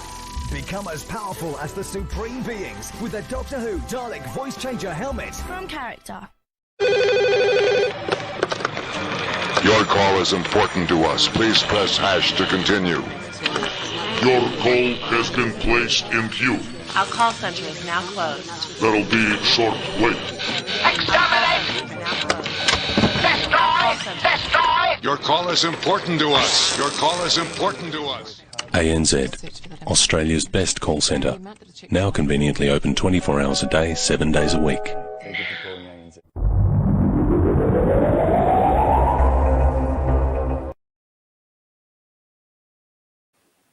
Welcome back to Type 40 Live. Did you enjoy those, everybody? Fabulous. That's Fantastic. got to be I worth love a few that more last one, likes. that call centre. That's fantastic. We've all phoned up a call centre like that. Yeah, I like that one of the that remote control, thing for the students there. And I was looking at it, just thinking, now that's Britain as it was, isn't it? I mean, it was actually quite tidy as well. Lovely. Brilliant. Wonderful stuff from the golden age. I mean, it's great to see footage of 60 years ago. That was the best part of 60 years ago, Charlotte. I mean, Wow. and to see it in colour like that. Oh yeah, no, it's anything when they can do it well. It sort of just makes you look at it again. You almost see it in a new light, don't you? Which is what I like whenever they do anything like that. Yeah. Oh, Lots thank of you, people James. glad to see the adverts back in. Hi, I James. missed those adverts. I guess you know why. Says garbage. No, why Problem garbage? Being's Tell us. here in the chat. Welcome, Problem Being. Good to see you. Thanks for those stats earlier in the week. They were very interesting. He says, to be honest, I have worked in a call centre like that. Problem Being. Blue Planet says, I want to work there. Have we got any takers, though, on the question? Well, But, Blue Planet moved to like- Manchester because Manchester's full of all that nonsense. Have we got any takers for the question, though? This is what I want to know. For the question that I asked you just before the ad break, I asked you about the guide price, didn't I? What was the guide price on this authentic 1983 Staser from the planet of the Time Lords from Gallifrey, as used by gorgeous Sarah Sutton back there in the Ark of Infinity? She pulled that on the High Council, didn't she, JT? It was awful. She did. And can I just say, it wasn't just Sarah Sutton that's handled one of those, because I have too. Ooh, get you. I know. Brother, Stasers. What Yeah. else is he going to drop before the end of the show? Like, subscribe, share. You don't get this. You don't get it on Radio Free Scaro. I can promise you There that. we go. Okay. That. Yeah. Well, I'll so- tell you, I held this at the late lamented original Blackpool exhibition, and do you know what? It was lying on. Do you remember if you ever went to Blackpool? At the very end of the exhibition, there was a shop which was the mecca for all of us. Do you remember? It was just like, well. and then your parents would go for a different reason. Yes. But I on the counter with that lovely lady that used to be there was a Staser, and I just picked it up, and I was like, how old was I? 13. And I picked it up. I was like, is this for sale? And she went, no, love, that's got to go back in. We just took it out because we're rearranging a couple of the displays. And it was quite, a medium weight, really. It was because it's just Perspex. Yeah, I love that Staser. I've always loved that Staser. I'm guessing on £300. That's my guess as a guide price. £300. 300 sheets there from the original Yeah. Lunatic. How about you, JT? What do you reckon? I reckon they'd be greedy and they'd want £1,000. Grand. That's quite a high price tag there. How about you, Charlotte? What do you think? I'll go in the middle, 800 quid. 600 quid. And over in the chat, that seems so random. We have a few people in the chat taking a punt here on this. The rabbi from another planet. He's up late. He's throwing his hat in the ring at $2,500 there for the Staser. We've got Daniel Leach who says he puts $100,000 down. That's blimey, deep pockets here for Daniel Leach. Move away from the alcohol. The classic 80s fanboy says, heavens above, I'm not even sure. Well, that's five grand, isn't it? £5,000. I've obviously 50 grand. underestimated massively here. Really? Somebody would have been very disappointed. And Jamie Knight offers £5.20, an old copy of the Radio Times, and lovely. a packet of bonbons from a real-life Doctor Who relic. But are they strawberry bonbons or lemon bonbons? The flavour is crucial on that. Well, I think people actually nobody. Oh, the rabbi was the closest. Actually, come to think of it, the eventual price was £3,490. That went for. What? That was listed. That was the listed price. I don't know what it went for. I've got to make sure I'm going to be careful about what I say. Wow. Its listed price was $3,490. They're going to be so disappointed when they open the parcel. So I was a tenth. Of what the actual asking price was. That's ridiculous. That is ridiculous. Yeah. So that that means our guesses for the viewing figures are probably completely out of Not voting. No, only one way to find out. Like, subscribe. That Staser is from with the show when it was popular. So ours are probably about right, really. People asking, is it a bit that's dropped off the robot from Lost in Space? There asks Kelly. Maybe it did. I don't know. What says Lord Thoth? He can't believe it. Neither can Garbage. Neither can David Mullen. There's just a wow and 2 whole exclamation marks. I know. It's difficult to believe, isn't it? But yeah, people, it does seem like there is somebody out there who will pay $3.5K for a bit of perspective. Yeah. I don't know. Maybe it was your first Doctor Who story. I love that story, but I wouldn't part with $3,500 for that. That's terrible, though. It's a bit overpriced, I think. That little the sets are awful in Arc of Infinity, aren't they? When you watch it now, it's so 80s. It's like Saturday Superstore. It could be. Gallifrey. Oh, please. They should have brought back the old 70s Gallifrey, shouldn't they, really? Oh. Be described as such, yes. But we do have something that is priceless. We have a real relic right here, a virtual relic, ready to share for all of you lovely people, you lucky people up watching with us tonight. Yes, we're prizing open. This is a brand new sort of feature, a new take on an old favourite, everybody. So we are going to open the 500-year diary again with Simon Horton for a look at what happened back in the time stream on this week in Doctor Who history. Take it away, Simon.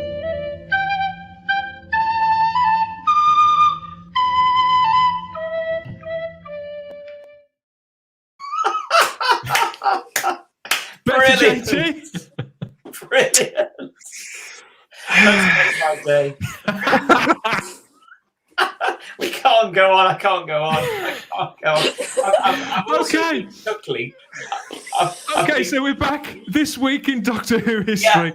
Yeah, but I've been chuckling as well because Crimple and Doubloon at 9 o'clock made a fantastic comment that I was chuckling along and that I couldn't say anything about at the time. It says that Simon, my lamp looks like a possessed bag puss. No! I love Bagpuss. Hi, Bagpuss. What have you got for us in the diary this time, Right. Simon? Anyway, yes. So, incredibly, we've been off air for a whole month.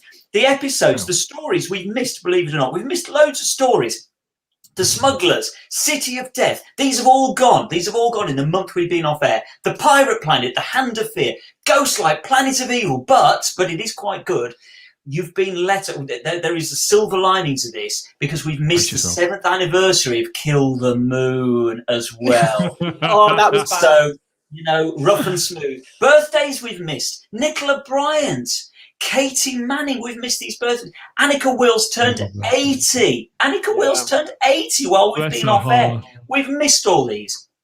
But what we're talking about this week, so episodes this week that you would have seen, we've had, let me have a look, 1, 2, 3, 4, 5, 6, 7. There are 7 stories that started this week in history. Planet of Giants, Pyramids of Mars, The Deadly Assassin, which I know, Vanessa, you've just watched, Image of the Fendal, Creature from the Pit, Full Circle, The Curse of Fenric. We had 3 stories end. Paradise Towers, Remembrance of the Daleks, The 10th Planet ended this week. Yes.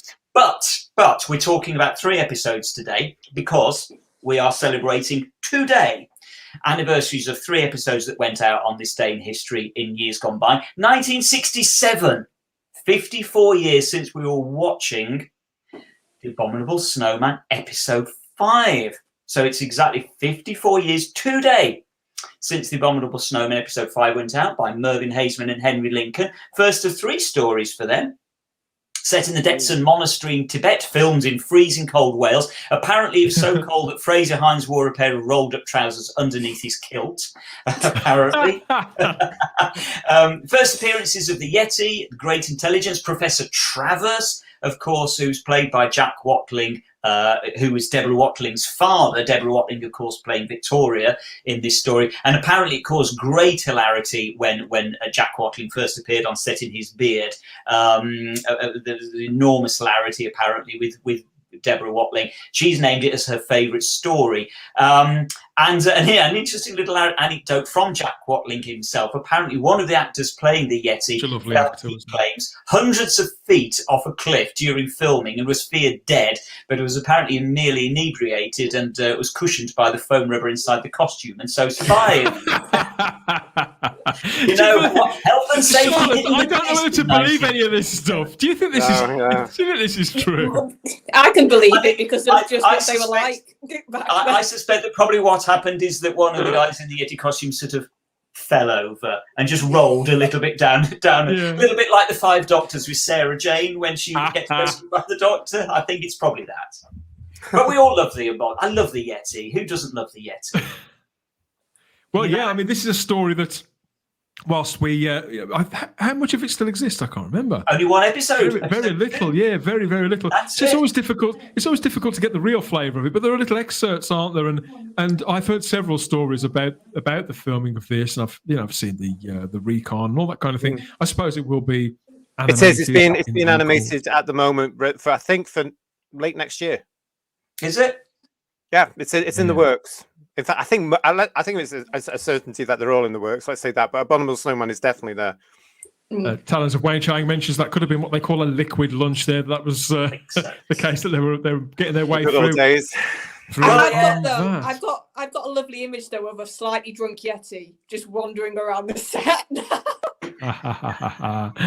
What other morsels have you got for us, Simon? What are the classics are there? So in 1978, 43 years ago, we're celebrating the very start, actually, the beginning of the Stones of Blood. One of my favourites. Yeah, gorgeous the stories.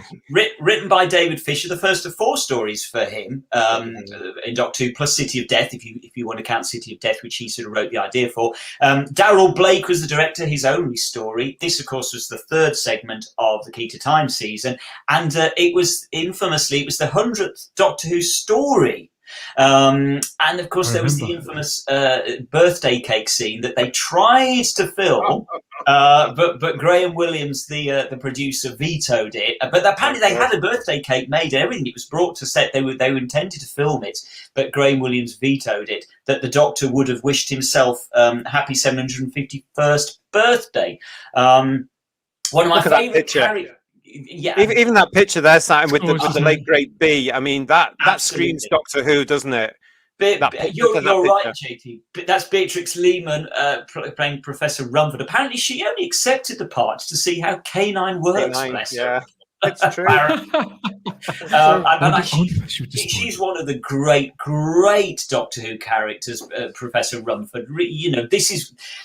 Professor Rumford's character is the kind of character that Doctor Who does so brilliantly. There are a few of them scattered throughout history of Doctor Who, and she's one of them. She's a cracker. Apparently, Vivian Fay, who is the other, who's the villain in this piece, the part was originally offered to Honor Blackman, believe it or not. But she declined the role because she felt Professor Rumford had got all the best lines and she wasn't going to do it. And it was filmed on location in Rollright Stones in Oxfordshire. And this, of course, is some of you might have heard the story when supposedly Tom Baker is sitting doing the crossword with K9 because John Leeson was sitting in the outside broadcast van on mic relay. And so Tom Baker and John Leeson at separate parts were doing the crossword with K9 sitting there in front of Tom Baker. So the voice, so John Leeson stayed in character the whole time, and apparently passers-by just watched the Doctor doing the crossover with Tom Baker. Brilliant. One of my favourites. Have you seen Stones of Blood? No. There's a good chunk of Tom I've not seen yet. So I don't know if Simon would agree with me, but it's a must-watch, and it's a must-watch It is a now, must. right now, this time of year. Oh, Yeah. I agree, JT. Good point. I didn't It is thought about it, perfect but for you're right. Halloween. It's perfect for this time of year because it is all. It's a spooky story. You're right. It's just spot on, and it's interesting because it's literally a story of two halves. In that the first two episodes do one thing, and the second two episodes do something It's really different. take Really, off really an different. entirely new direction. But it's a cracking story and some What brilliant year? lines. Sorry, was that 1978, Simon? 78 to 78, 43 years ago. One So of my I'd have been 5, and this really caught my imagination, and it was Aw. partly because of what you've described there, the ambience of it, and it was partly the fact that it was the 100th story. They must have got that out in the publicity somewhere. Maybe it was in the Radio Times. Maybe the continuity announcement. It Maybe was they the mentioned it. continuity announcement. But that, when I was a kid, the idea that this show, which I'd loved for a couple of years, I was very aware of Doctor Who, even at like 4 or 5. And I, from this moment on, I really started to take notice of the fact that this was a show with a legacy. To clock up 100 seemed like an impossibly big number for me. At like 4 or 5, I remember I used to draw. In fact, I used to make the stones that we see on screen now. We're looking at the actual stones behind the Doctor there. I used to make them out of plasticine at school and try and restage the action. I'll use the action from this story. Sorry, carry on, Simon. No. I mean, what's interesting is that apparently the stones were originally intended to be played by men in suits. And they would have been more humanoid in shape, probably a little bit horrifying thought, but they might have been a little bit more like the plasmatons from Time. Yes, yeah, exactly. But instead, they realised it just wasn't going to work, and so they went for these monolithic stones. And certainly for me, one of the absolute standout scenes, because I was 10 when this went out, one of the standout scenes, and this isn't spoiling anything for you, Charlotte, is when, because it's pretty blindingly obvious what's going to happen to them, a couple of campers get killed. Yes. And it's one of the most shocking scenes. Brilliant scene. Period. It's horrific. And you're right, It's JT. It's brilliant. perfect for this time of year. That scene, I was 8 when this show went out, and that scene stayed with me up to this very day, because the actors that are in it. Well, I didn't when I was 8, but it's beautiful because when you look at that scene, no Doctor, no Romana, no K9. No. That was just shot with these. It was a beautiful scene for the end of these two humanoids and their life, and it was just fantastic. I always associate the Stones of Blood with it. Finished one particular Saturday night. I think it was episode 3, and we went out immediately after it as a family to a big bonfire. And because Stones of Blood is set at night a lot of the time, and we were stepping outside into the pitch darkness, I was a bit like, ooh, okay. There was something going on there. Like, oh, right, okay. I was thinking Doctor Who back then. This Doctor Who story that put me off going to my nan, Charlotte. She got an outside toilet away from the actual house. I think it was this story that put me off wanting to go to the toilet because you had to walk across a stretch of grass to go and point Percy at the porcelain. It was very much so. I would hold it for as long as possible. See what you've missed out on? I bet you've never used an outside toilet, Charlotte. You've never lived. I know. I'm the baby, and you're all the old blokes. That's how it works on the street. Yeah, you must watch it. Go. Where's Ian David Diaz when you need him? Mega Geek. He's recording. He's recording an album. But no, honestly, Charlotte, find Stones of Blood right now this weekend and watch the 4 episodes, and it's just absolute classic. It's the highlight television. For me, it's the highlight of the Key to Time season, certainly. What other belters have you got for us, Simon? Right. So the third episode we're going to talk about today is again perfect for Halloween. It's this one. It's this one. What's this? It's not Planet of the Spiders. Oh, I know what it is. You want to tell them what it is, Charlotte? Believe it or not, it's Arachnids in the UK, or as most. It's a new one, right? Indeed, it is. It's the Trump episode, as most of us. Yeah, that's the one. That's the one, Charlotte. What can I tell you about this? Simon? Well, here we go. It's the 4th episode of Series 11. It's written by Chris Chibnall. It's apparently, which I didn't realise, I've never worked this one out, it's a play on the Sex Pistols' Anarchy in the UK. See what they did there? Clever, isn't it? What's the episode called? Arachnids in the UK, and it's a play on cool. That's I what? know. Anarchy in the UK, and that's all I can be bothered to tell you about it. Yeah, quite right. Get it up. Because Yeah, this was. I mean, I have got a fact to tell about this. So remind people that this was a key episode in the fall. This episode, I know at least 4 people. In fact, 3 of them were former admins of the Type 40 Facebook group who bailed on the series after this episode. Never went back. I recorded the podcast had been going a few months when this was on. We came to review this episode, and we were doing it sort of a couple of days later, a quick rotation. I got a couple of guests in. There were 2 American guys, seasoned podcasters. These 2 guys are father and son. They watched the episode. They came to record the review with us, with myself and Kyle. Only around 2 hours later, they were livid. Absolutely livid with the way that their favourite series had portrayed them as a national identity, as a culture, whatever you want to call it. And I must say, I mean, they'd got every right to be. I was desperately embarrassed. An appalling piece of TV that I still read people defending this. I don't know. This is where the rot started. This is where it really started to tumble down. This is where a lot of people cancelled that series link there on the old on Doctor Who. Oh, really? What episode was this of that series? Number 4. Episode 4. Only 4 out of 10. And that was out of probably 13 at that point, was it? I don't know how many series. No, never got 13. Is it 10? It just felt like 13. You've also got to remember this had come after another episode which had been focused in America called Rosa. So they'd done 2 very American-focused sort of topics, and they were both really offensive the way they did it. So no wonder I wouldn't be surprised that you got that reaction, because it was. Do you know that ties in with what we're saying?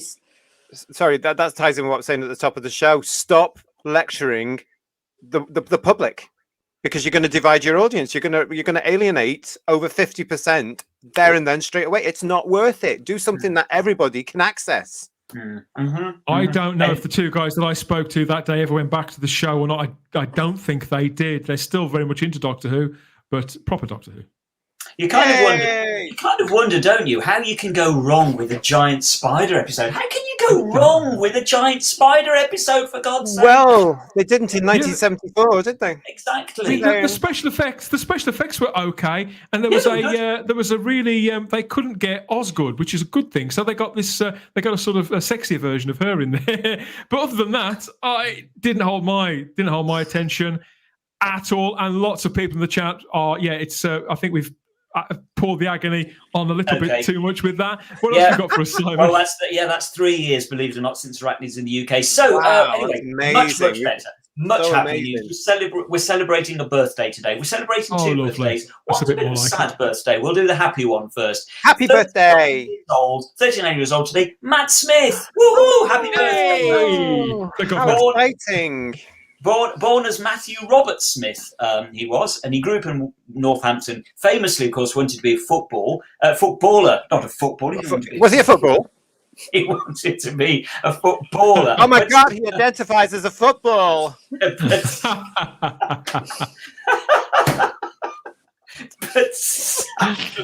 coming. Let's be fair. Somebody's going to identify as a football at some point. Probably already did. These bloody loonies that are around right now. I'm going to go and lie down. I'm an orange football. Piss off. Obviously, Matt Smith, youngest actor to ever take the role, and now he's within touching distance of 40. Can you believe it, Charlotte? Oh no, because he still looks about 12. No, he does. He's getting a bit craggy. I think he's getting a bit craggy, but in a good way. I think he's aging very, very well. I really like Matt Smith as an actor, and he seems a really nice guy as well. Oh, he's a cracking actor, isn't he? I've said this before. Really good actor. I've got a Matt Smith 10-inch. Moving on. What's next, Simon? On that bombshell. Oh God, thank God for that. Okay. Right. It looks just like him, doesn't it? If you really hold it far back like that. Keep doing this. Like a football, there's my Matt Smith 10-inch. Yeah. Oh Christ. This is what I missed. So moving on. Moving on. We also, it's an odd one. It's a very odd one because Ian Marter, believe it or not. It's Ian Marter's birthday, but it's also the day that he died. This is terrible, this one. He died in 1986 today on his 42nd birthday. So he was born and died on exactly the same day. Sadly died of diabetes, which makes him the very, very first actor of a companion actor to die. He was the first companion actor to pass away, sadly. Ian Marter I admire enormously. I only met him once, but he was one of the most charming people I've ever met. Beautiful, beautiful human being. He had a very varied career. He started work as a stage manager at the Bristol Old Vic. He also worked as a school teacher and, believe it or not, as a milkman. Of course, he was famously offered the part I'm sorry, can you get anything more British than this list of former occupations? Oh, sorry, carry on. He was famously offered the part of Captain Yates in 1970, but he couldn't do it. He turned it down because he was already committed to work commitments. And so, of course, Barry Letts remembered him and brought him back as Ian Marter a few years later. Not only did he play Harry Sullivan through season 12, he also, of course, let's not forget, he co-wrote with Tom Baker, Doctor Who Meets Scratchman, the film script that never quite got made. He wrote 9 Target books, and they're 4 of my favourite Target books, famously used the word bastard in Enemy of the World. Believe me, it's shocking to think now. And he introduced graphic violence in the Reign of Terror as well. So he was quite a controversial. He didn't mind a bit of controversy, courting a bit of controversy in Marter. And as well, he also wrote various Hollywood adaptations under his name of Ian Don, because his middle name is Don. He wrote Splash, Down and Out, and Beverly Hills. So he had a very many. I've got the Splash book. I never knew he wrote it. I've got that. Yeah, it's over there. Yeah. He wrote a few Hollywood adaptations, and it's incredible. You know, he died aged 40. But he dropped the F-bomb in that. 42. Is that all? 42, and just I love his performances as Harry. I always feel he's kind of a bit of an unsung hero of Doctor Who in many ways, because he just gets overshadowed by Liz Sladen and Tom Baker. And I think... but there's nothing like the dynamic between Tom, Liz and Harry. I mean, that worked. I mean, I could have seen another season with that, with those 3. I mean, the potential, I think, was there. Yeah. And they just didn't really go with it, did they? Because they thought, no, the 2's enough. Correct. But I love that series with Harry. They're plodding along after them. It's so funny. It's so brilliant. My little sister and I, Sarah Graham, starry-eyed girl, we interviewed Christopher Naylor, who plays Harry Sullivan at the moment for Big Finish.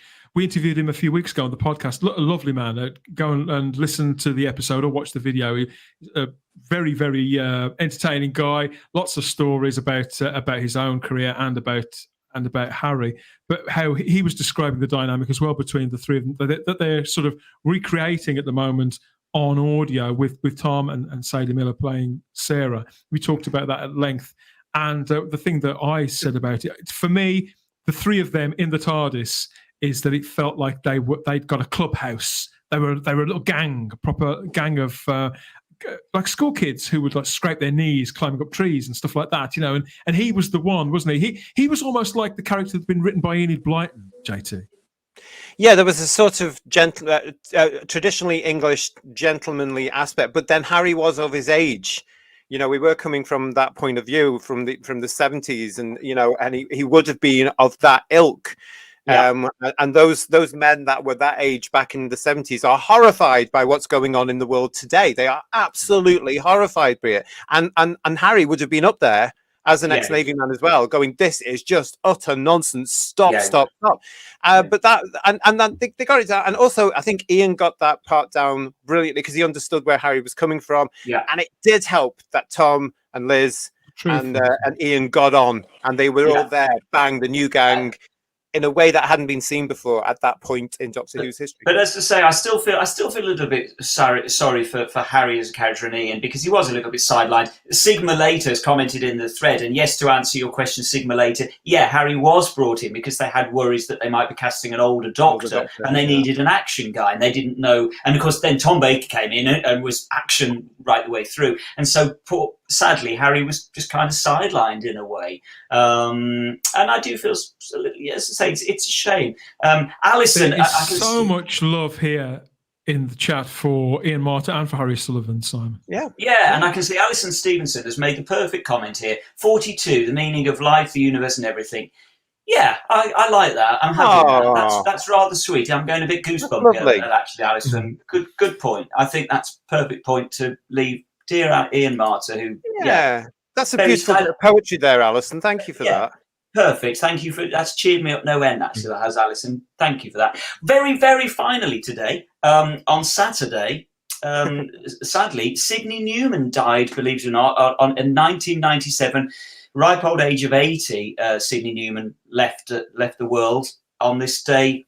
On Saturday, 1997. He was born in Toronto, Canada, 1970. Moved to the UK, 1958, and he worked with ABC, where, believe it or not, he was responsible for initiating the Avengers. We forget this with Sidney Newman. Not only did he create Doctor Who, he was instrumental in creating the Avengers as well.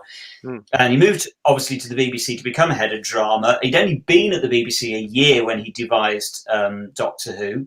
He was instructed by his boss, Donald Tavistock, to create a new show, and he came up with the idea of a mysterious time-traveling doctor and a time machine that's bigger on the inside than the outside. Reportedly, he also came up with the title Doctor Who as well. So you know, we've got a lot to thank. Clearly, we've got a lot to thank Sidney Newman for. The Guardian, on the day that he died, in their obituary for him in 1997, said this, and I think this is just perfect.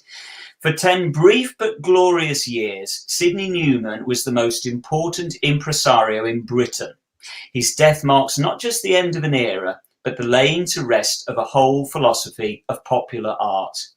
And that's perfect. That sums Sidney Newman up very nicely, because I think we can safely say he was old school.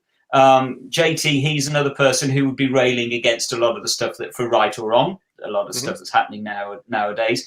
He was an individual. Impresario is a perfect description of him, really. And he burned very brightly for a fairly short time, really. Of course, he famously tried to bring Doctor Who back many years later, and it was a kind of a bit of a misguided pitch that he put in. And there's a lot of popular myths circulating even now about all of that time as well, about the things that he proposed and why. People who clutch onto it to work to prop up the current failing era and the judgment of the world's worst showrunner, Chris Chibnall. But Sidney Newman was a completely different character from a completely different time, wasn't he, JT? And he had his own agenda and his own career to maintain, hadn't he? You know, he'd got completely different ideas from a different. I mean, it has all become the whole thing about that. It was absolutely nothing. Michael Gray took Newman for lunch and said to him at the time, because you have to remember that Michael Gray was huge in show business, from an industrious show business family. They've been there forever. And he was the controller of BBC One at the time. He knew all these people. He was big in entertainment. He worked with everybody. You know, he's still around today with everybody around him. So he took Sidney Newman, who he knew, for lunch and said, "Oh, what would you do with Doctor Who?" So it wasn't anything more than that. And then Sidney Newman, of course, came up with all this nonsense, which Gray didn't take any notice of. And Sidney hadn't worked for a time, had he? At this point, he was rather out in the wilderness. Yeah. I mean, some of the conversations he had were outrageous.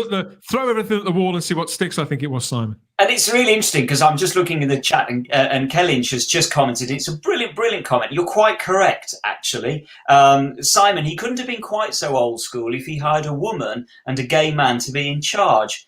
Brilliant observation. You're absolutely right. You kind of corrected me there. On the one hand, yes, he was old school, but on the other hand, you know, he was just merely doing what we're all doing now. He hired them based on merit, and that is old school. He didn't hire them because of their identity. He saw talent. It didn't matter what body they were in. He saw the talent, and because he'd worked with Verity before, he knew she could do the bloody job. And I think it was right in that he was aware of Warris. And it was Verity that really had him in mind as well, wasn't it? So yeah, I mean, he did it with other shows. If you look at the Avengers setup, it was something similar that everybody could do the job apart from a couple of people, and that was a pilot thing, so you can replace them. You just did the job. As you say, I think his values would have been of the time. I mean, I think Verity. But you're quite right, Dan, in that basically what he was doing was employing the best people for the job, and shouldn't that be what everybody's doing, irrespective of colour, creed, shape, form?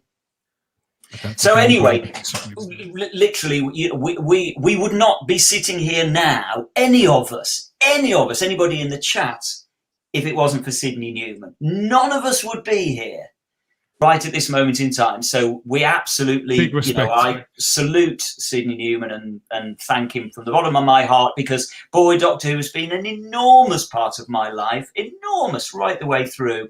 And so, I think we all have a debt of thanks to Sidney. So, well, more gratitude coming your way, Simon. Thank you so much from all of us for putting all of that together. I've really enjoyed it. We're heading back to the present now for our final segment.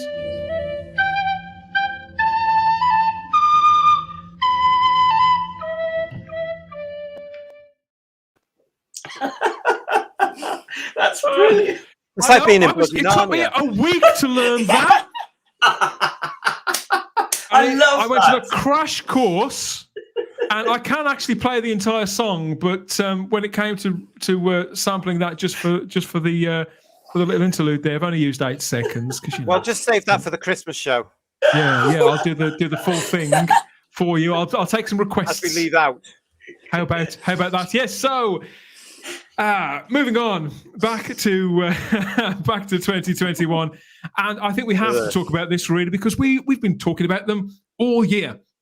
The Blu Ray collection. Woo! We were speculating about this before we finished the last season, wondering when it was going to be announced. Charlotte, we were on tenterhooks because we knew that an announcement was coming because a release was blocked in, should I say, for the people in the know. We knew that something was coming mid-December, and we did have an idea about which season it would be, but it wasn't confirmed until 3 weeks ago. So yes, season 17 was eventually announced as the next installment in the collection, the Doctor Who collection on Blu-ray. That penultimate Tom Baker season, Al Awards playing Romana. You've got K9s in there, but that was when it wasn't John Leeson doing the voice. It was David Fisher. Who? David Fisher? David Brearley. David Brearley. That's it. Yeah. So we've got a brand new box set to look forward to. This is out on December the 13th, isn't it, guys? So how I feel about this is it's one of those seasons, not as bad as season 24 when that was announced, but when this was announced, it divided people, but in the nicest of ways, I think, JT, because this set of stories, it includes some which were for a long time until quite recently the bylines for some of the worst in Doctor Who, things like the Horns of Nymon. But I've always thought that was desperately unfair. And I believe that this season, coming to Blu-ray, it's going to have a massive renaissance of interest and renewed reviews. I think people are going to see all of these stories in a new light, particularly Nightmare of Eden. I've got to love the Mandrels there in there. So can you remind us, JT, which stories are in the season 17 set? Yeah, you start with Destiny of the Daleks, and then, of course, you go to the City of Death, which everybody remembers because at the time we also had the strike in the United Kingdom where we only had the one channel. So the BBC. So you mentioned Sky High Ratings, wasn't it? Yeah, I mean, this is a great box set because, of course, on this as well. I mean, this is the season where we lost a story. So yes, you had Creature from the Pit, you had Nightmare of Eden, you had the Horns of Nymon. And then you had the infamous Sharda, which we never got screened. And that's being included in a different version. The 4,000 millionth version that the BBC can possibly peddle out to get some money is on this Blu-ray. And who went and bought this 3 weeks ago, about a week before this was announced? Sharda on Blu-ray. I finally bought it. Oh, so yeah, this is the movie-length version. I haven't opened it and watched it yet. Don't open this is it. The movie-length edition. But yeah, I'm going to wait until this set comes out and watch it in 6 parts, because that's one of the reasons why I held fire for so long, is because I couldn't understand why they'd included it as one long feature. But now we can, because obviously I'm guessing that's exactly why they did it, thinking they'd bring it out in a box set, and then they'd split it out into the episodes as everybody wanted in the first place. Absolutely. I mean, what people are going to be seeing with season 17, of course, is they're going to be seeing 1979 wrapped in a lovely box, because season 17 is absolutely 1979. I mean, everything's got that flavor of that year. It's all there. I mean, Tom's at the height of his powers. He goes ever so slightly camp and comedic. You've got Lala coming in with this beautiful feel.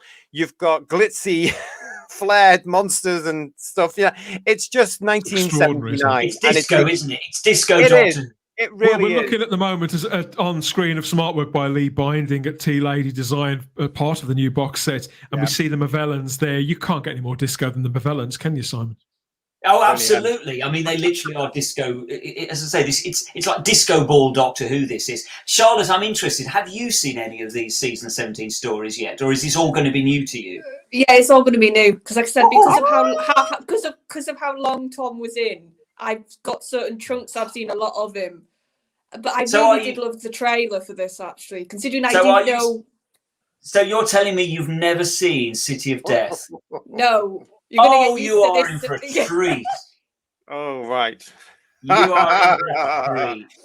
Brilliant. I think this season gets a really bad rap. It's unfair. Creature from the Pit is, again, when I was a kid, the imagery of it, the idea of it really, really stuck with me. JT's got his head in his hands. Stuck with me for another reason. I think it corrupted me. My love of Okay. I lay all my troubles at Creature from the Pit. I have seen the clip from that episode, to be fair. I've not seen the story. I've just seen that clip. Where all my troubles started. It's very 1979, Charlotte. It was where my crush on Lala Ward kicked in with that kind of lacy thing that she was wearing, like my mum's neck curtains. But the one in particular, was the Nightmare of Eden. I talk about it a lot. And that is the epitome for many of stumbling around corridors with lumbering monsters, Doctor Who. Yeah. But for me, even as a child, the big ideas in that, courtesy of Bob Baker and Dave Martin, who wrote the scripts of that, the big ideas in that really translated to me. To me, even though Doctor Who itself probably was in need of a lick of paint by this point, that was indistinguishable, really, to me, from Star Wars and everything else that was going on culturally because of Bob and Dave's stories. Well, I agree. I mean, I have to be honest. Nightmare of Eden. It's one of those stories that if you think of it from the point of view of and one of the things that's got to be borne in mind when anybody watches season 17 is that at this point in Britain we were in financial crisis because we were on 3-day week, 4-day week. 4-day week. 4-day week. We were on a 4-day week. Inflation was literally through the roof. And so basically a pound was worth about 50p. And so the truth of it is the budget that they got for Doctor Who, which was the same budget as they had previously, was literally worth about half or just over what it was actually worth in previous years. So my point being, if you think of Nightmare of Eden, given the kind of production values that, let's say, the Robots of Death was given, and it had actually been an absolutely stonking story, there's nothing wrong with it. It's just, unfortunately, they were struggling financially at that point, and they were making everything with egg boxes and sticky back plastic and tinfoil, and it shows, unfortunately. But it's still a cracking series, I would say. You have to. I mean, you don't. Back in I was 9. I didn't notice any of that. I don't even remember the 4-day week. I don't even remember what the problems that were going in the government. I don't remember the rubbish piling high. I don't remember it because the Daleks were on. I just didn't get it. It was great. Oh my God, Davros. And Destiny again, Charlotte. Destiny, I think, is a great story. And I think you'll really enjoy Destiny. It's a really weird Doctor Who story, and it's a weird Dalek story. It's like no Dalek story you've ever seen before or since. And it's a cracker. I love it. Who's Davros at that point? David Goodison. David Goodison. They couldn't get back Michael Wisher, and it's a tragedy. It is. But Michael was working, wasn't he? He was busy. Yeah. Speaking of Davros, as always with these Blu Ray announcements, this one came with a specially shot trailer written and directed by Pete McTighe, who, if you've seen the Jodie Whittaker stuff, you'll know that he wrote both Kablam and Praxeus. Don't hold that against him. His TV show Wentworth is fantastic. He wrote and he works on Discovery of Witches, coming back soon, season 3. There you go. So who knows? He may be in Bad Wolf's back pocket for later on. But so he put together this thing called Risen, which brings David Goodison back as Davros, and it's incredible to hear. It's the same guy. And you do recognise it's not Terry Malloy, it's David Goodison. These trailers are always good, and I think they're getting more and more ambitious. I think with every release, you see Pete on screen here with. I don't think David's actually in there, or maybe he is. I think David isn't in there. No, it's the Hyde fundraisers, isn't it? That do the Daleks and Davros. It's the players from the Hyde fundraisers that are doing it because they do get the credit. So hi to them as well. Yeah, but you're right, Dan. It's absolutely cracking, and you can see from that, Charlotte. It's a treat when you first see Davros in Destiny of the Daleks. And for those that haven't seen it, I'm not going to spoil it for you because it's beautifully done, and they recreate it so beautifully in these shots. I watched the trailer, and I've got to say that was my first time listening then to David. Yeah, and he was just the right amount of creepy for me for Davros. Correct. He's not like that in the TV show. Don't worry about it. But I don't know which one it is, and I'm probably gonna this is sacrilegious what I'm about to say. There's one that I can't. I'm not. There's one Davros actor that I find he just shouts a lot. So when Terry Malloy. Yeah. But that's not down to Terry. That's down to the fact that Davros went from this very sinister creature in Genesis to becoming this with David, and then of course with Terry, he's come out and he's had 90 years in cryogenic stasis. He's alive every minute, every second of the day for 90 years, and it sent him totally and utterly off the rails. Completely. Yeah, so that character. Yeah, I struggled with that Davros, but listening to the trailer, I was like, no, that's creepy. But the timing was so annoying because they released the trailer and then they did that stupid stunt with making all the videos disappear on the YouTube channel. Yeah. Literally when they just released this trailer. So it was still don't get that, but never mind. Could you not have waited? Could you not have released the trailer a little bit earlier? Until everybody's seen it. Lots of people have leapt on this. I really like the Davros trailer. It says live as flame, good stuff. Daniel Leach adds, "Hail Davros, he is misunderstood." Alison Stevenson, confession time here from Alison. Davros looks like one of my old boyfriends. Wow. Was it Dark Club you were in that night, Alison? And Sigma Later says, Destiny is basically a 40-plus year style sequel to Genesis. Let's face it as well. They all are. Absolutely everything from Genesis is a sequel to Genesis in a way, because it carries on. So you've got Destiny bringing him back, and then you've got him coming back again from Peter's one, from Resurrection onwards, and it's even the Stolen Earth references Genesis of the Daleks, a continuation. Incredible. Julian Raxel, I totally agree with you. I love Terry Malloy in Revelation of the Daleks. He's absolutely stunning. So yeah, I agree. All joking apart, he's my favourite Davros, Terry Malloy. I agree. Actually, I agree. Yeah, he's Terry Malloy's favourite Davros as well. Yeah. Melina Vader's here watching. Hi, Melina, says Davros is my face in this seat. Bless you. I hope you recover as the day goes on. She's talking about white. The mind boggles. She's not in the UK. But she's not in the UK. All right. I was going to say. And Cybermat Strike says, I love the whole idea of digging up Davros. Yeah, that trailer is absolutely incredible. One of several features on this box set, along with the new making of documentaries for Destiny of the Daleks and a featurette for The Creature from the Pit. Tom Talks, which is a candid interview with Tom Baker. His take on life, the universe, and everything it promises there, Charlotte. That's not to be missed. There's a whole documentary about Douglas Adams, which acts as a sort of tribute to the former, he was the script editor and writer and creative hitchhiker, as somebody said earlier on. There's In Conversation. Matthew Sweet chats to Bob Baker, the writer of The Nightmare of Eden, co-creator of K9 and friend of the show here at Type 40 Live. Of course, dear Bob. There's more behind the sofas just for Simon because he keeps writing to them asking for more. They keep making. I love those behind the sofas. Can I just chip in there and say I've been watching season 24. Yeah. And the best things about the season 24 box set are the behind the sofas. They're really, really cracking. They're really good. Wow. They've got behind. It's a convert, everybody. Yeah, but do you know why? Because they've just kind of kept. Well, they've kept the right people on the sofa, if that makes sense. I think they've maybe kind of honed it down. They've worked out who works on the sofa, who doesn't. Pandemic restrictions have brought about an artistic. Maybe. Yeah, maybe. And also, Melina Vega is in Puerto Rico. Hello, Melina in Puerto Rico. We're not at all envious. Oh no, I'm not. Oh God, I'm not jealous. It's freezing here. The interesting thing about 17 is that, of course, in the trailer you've got both Matthew and Matthew Waterhouse and Colin Baker watching it as fans of the show. Yeah. So they will be looking at it in a different way to Katie and Nicola, who I think are the other two doing it. So that's going to be quite interesting because both Matthew and Colin will have an understanding of the show, the history, if you know what I mean, up to that point with Tom.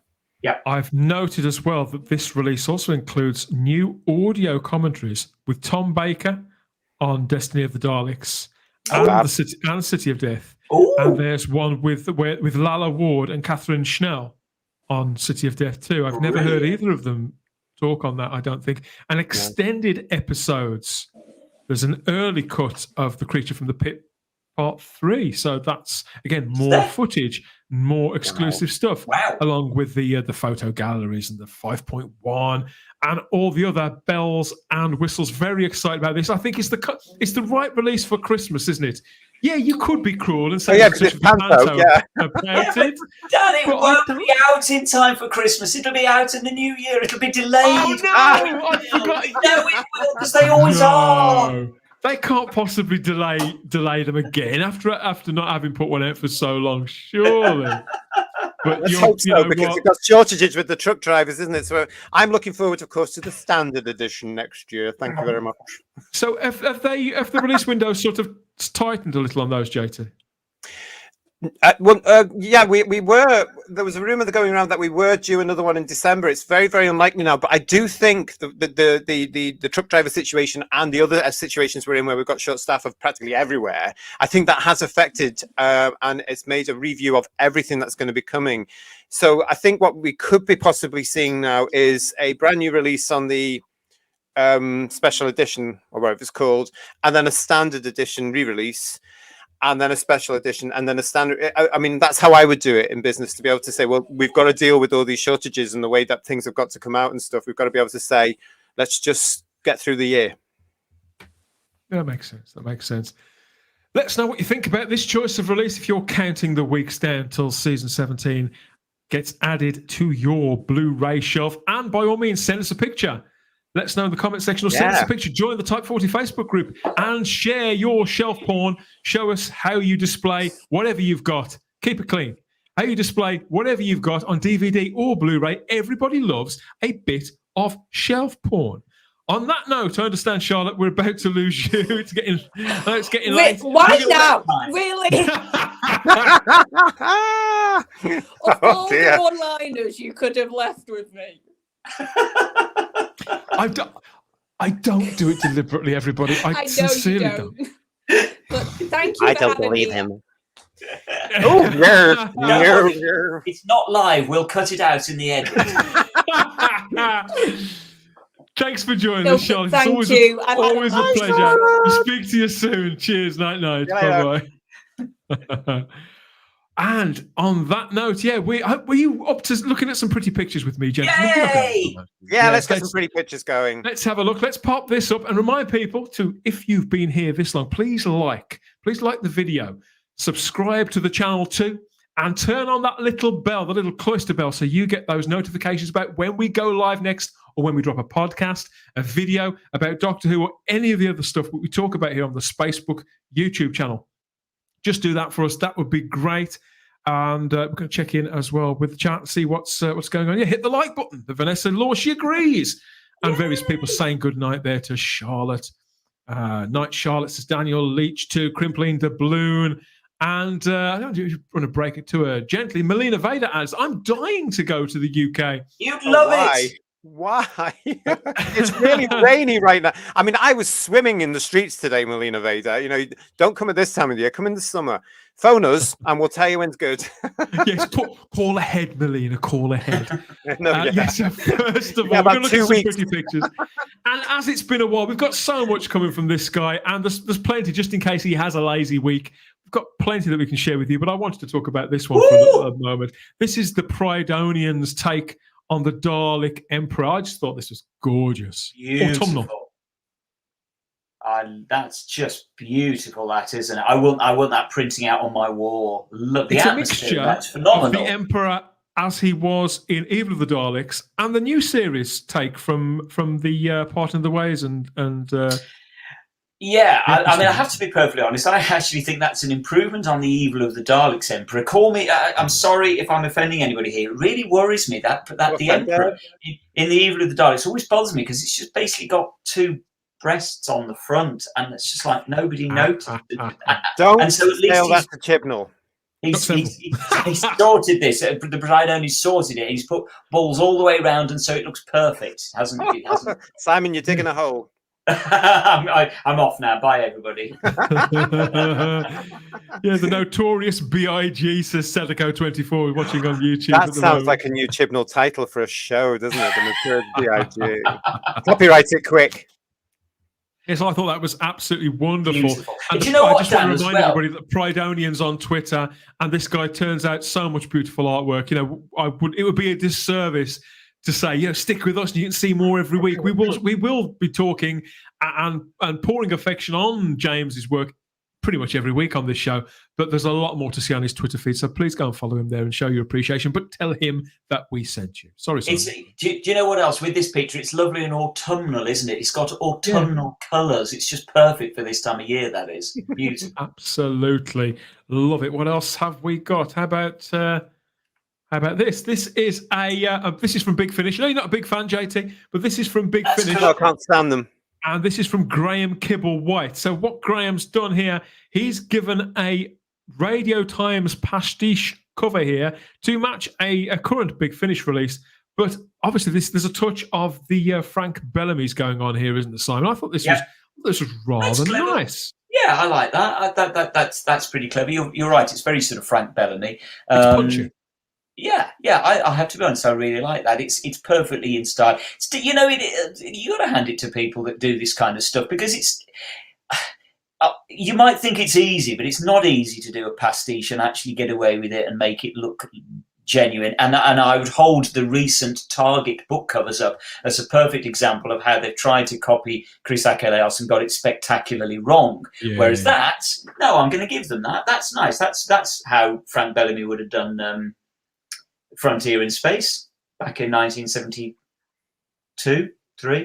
Graham is a graphic designer and an artist and does a lot of I've seen straight stuff that he's done that's his own work, entirely his own work, rather than pastiches, but he does do a lot of this sort of pastiche artwork, JT, trying to sort of either trying to recapture something of a time or to give something a bit of a twist. And I think he's the guy who designs wrappers for Sapphire and Steel ice creams and things like that and puts them on Twitter. Oh, it's you know, it's clever stuff, nice stuff that just harkens back to our childhoods. Yeah. The other one I wanted to look at was this. Whoa.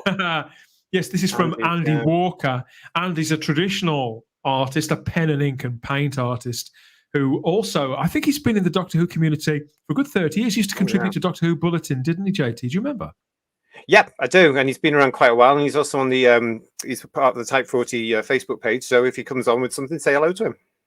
Yeah, so this is very Achilleos, isn't it, Simon? Yeah, that is, and in all honesty, that's how to do Achilleos and get it right. I think that kind of hits the mark that, as I say, some of the Target book covers don't hit.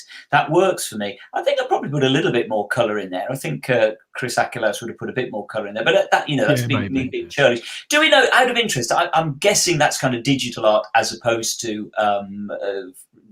No, he's pen and paper, really. Purely traditional. I don't think he works digitally, does he? I don't think he does, no. And I've seen some of his comic strip style things all done, and they would be perfect in the old World Distributors annuals. I've told him this. That's annual quality, and it reminds me of that. But no, I'm sure it's still pen and ink. Didn't he used to produce artwork for the Doctor Who storybooks, for the David Tennant storybooks? Yeah. Really, really nice stuff. Traditional illustration, but his likenesses are always bang on as well, whereas you don't often get that. No, Tom's excellent on that. I mean, you have to say Tom is absolutely spot on there. It's just really cool. I love that one. Yeah, I thought you would. And Pyramids of Mars is a story that we talk about all the time, Love either it. in passing or we just go on about it for like 10 minutes Yeah, at a time. and just a reminder as well, as I say, we just missed it being transmitted in 1975 last month. It was on last month in 1975, so perfect timing. So long ago, isn't it? But it seems like yesterday. Terrifying. Good God. Yes. Oh. Yes. Well, I think we spoke about it recently, how it was my earliest memories of Doctor Who are from this wonderful, wonderful story. We've got a couple of questions here before we sign off. I want to find out because there is where is it? Somebody has asked. I think it was Blue Planet. Mm-hmm. Blue Planet asked. Yes, here we are. Are you guys streaming on Halloween night? Now, I think that Blue Planet means live streaming. No, we're not. So Halloween night is the night that series 13 of Doctor Who begins on BBC One. We're not streaming because we've got other things to do on a Sunday. No, we don't stream on Sunday, and none of us are watching it, so we can't talk about it anyway. So these guys are both out. I'll be watching it in a few days' time or whatever. But if you keep an eye on the channel anyway, the Type 40 podcast, that will be back soon. We'll be covering it on the podcast itself. We'll be talking about it on the live streams too, about the ratings, having a bit of fun with that. And we'll be asking what you guys think of it all. But our main reviews are going to take place on the Type 40 podcast, which we do put out now as both a video and a podcast. So you can go through all of the 6 agonizing weeks with us. Now you can see me squirm as well as watch me. Gentlemen. And Barnaby and Charlotte, because Barnaby and Charlotte are in, aren't they? They're going to watch it. Well, hopefully, I haven't got their names on the dotted line yet. we do have a few people.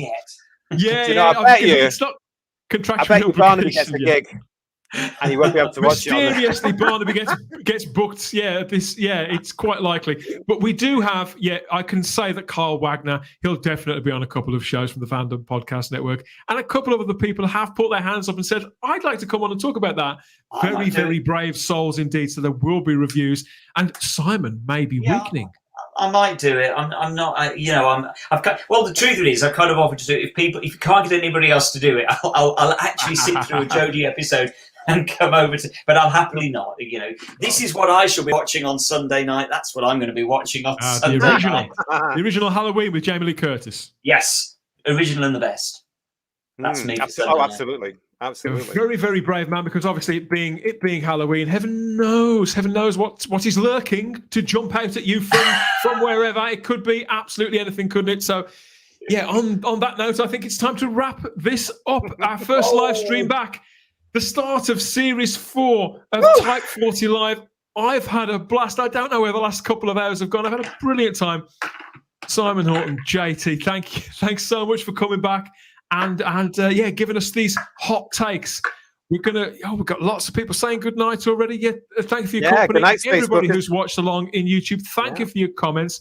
Leave us some more as well while we're off air. Let us know what you think of the show. Have we got it all right or all wrong? Well, actually, that's what you can look out for, because we have been bang on the button for a long time in these shows, and there may be some more bits of information that we might be hearing coming between now and the new year.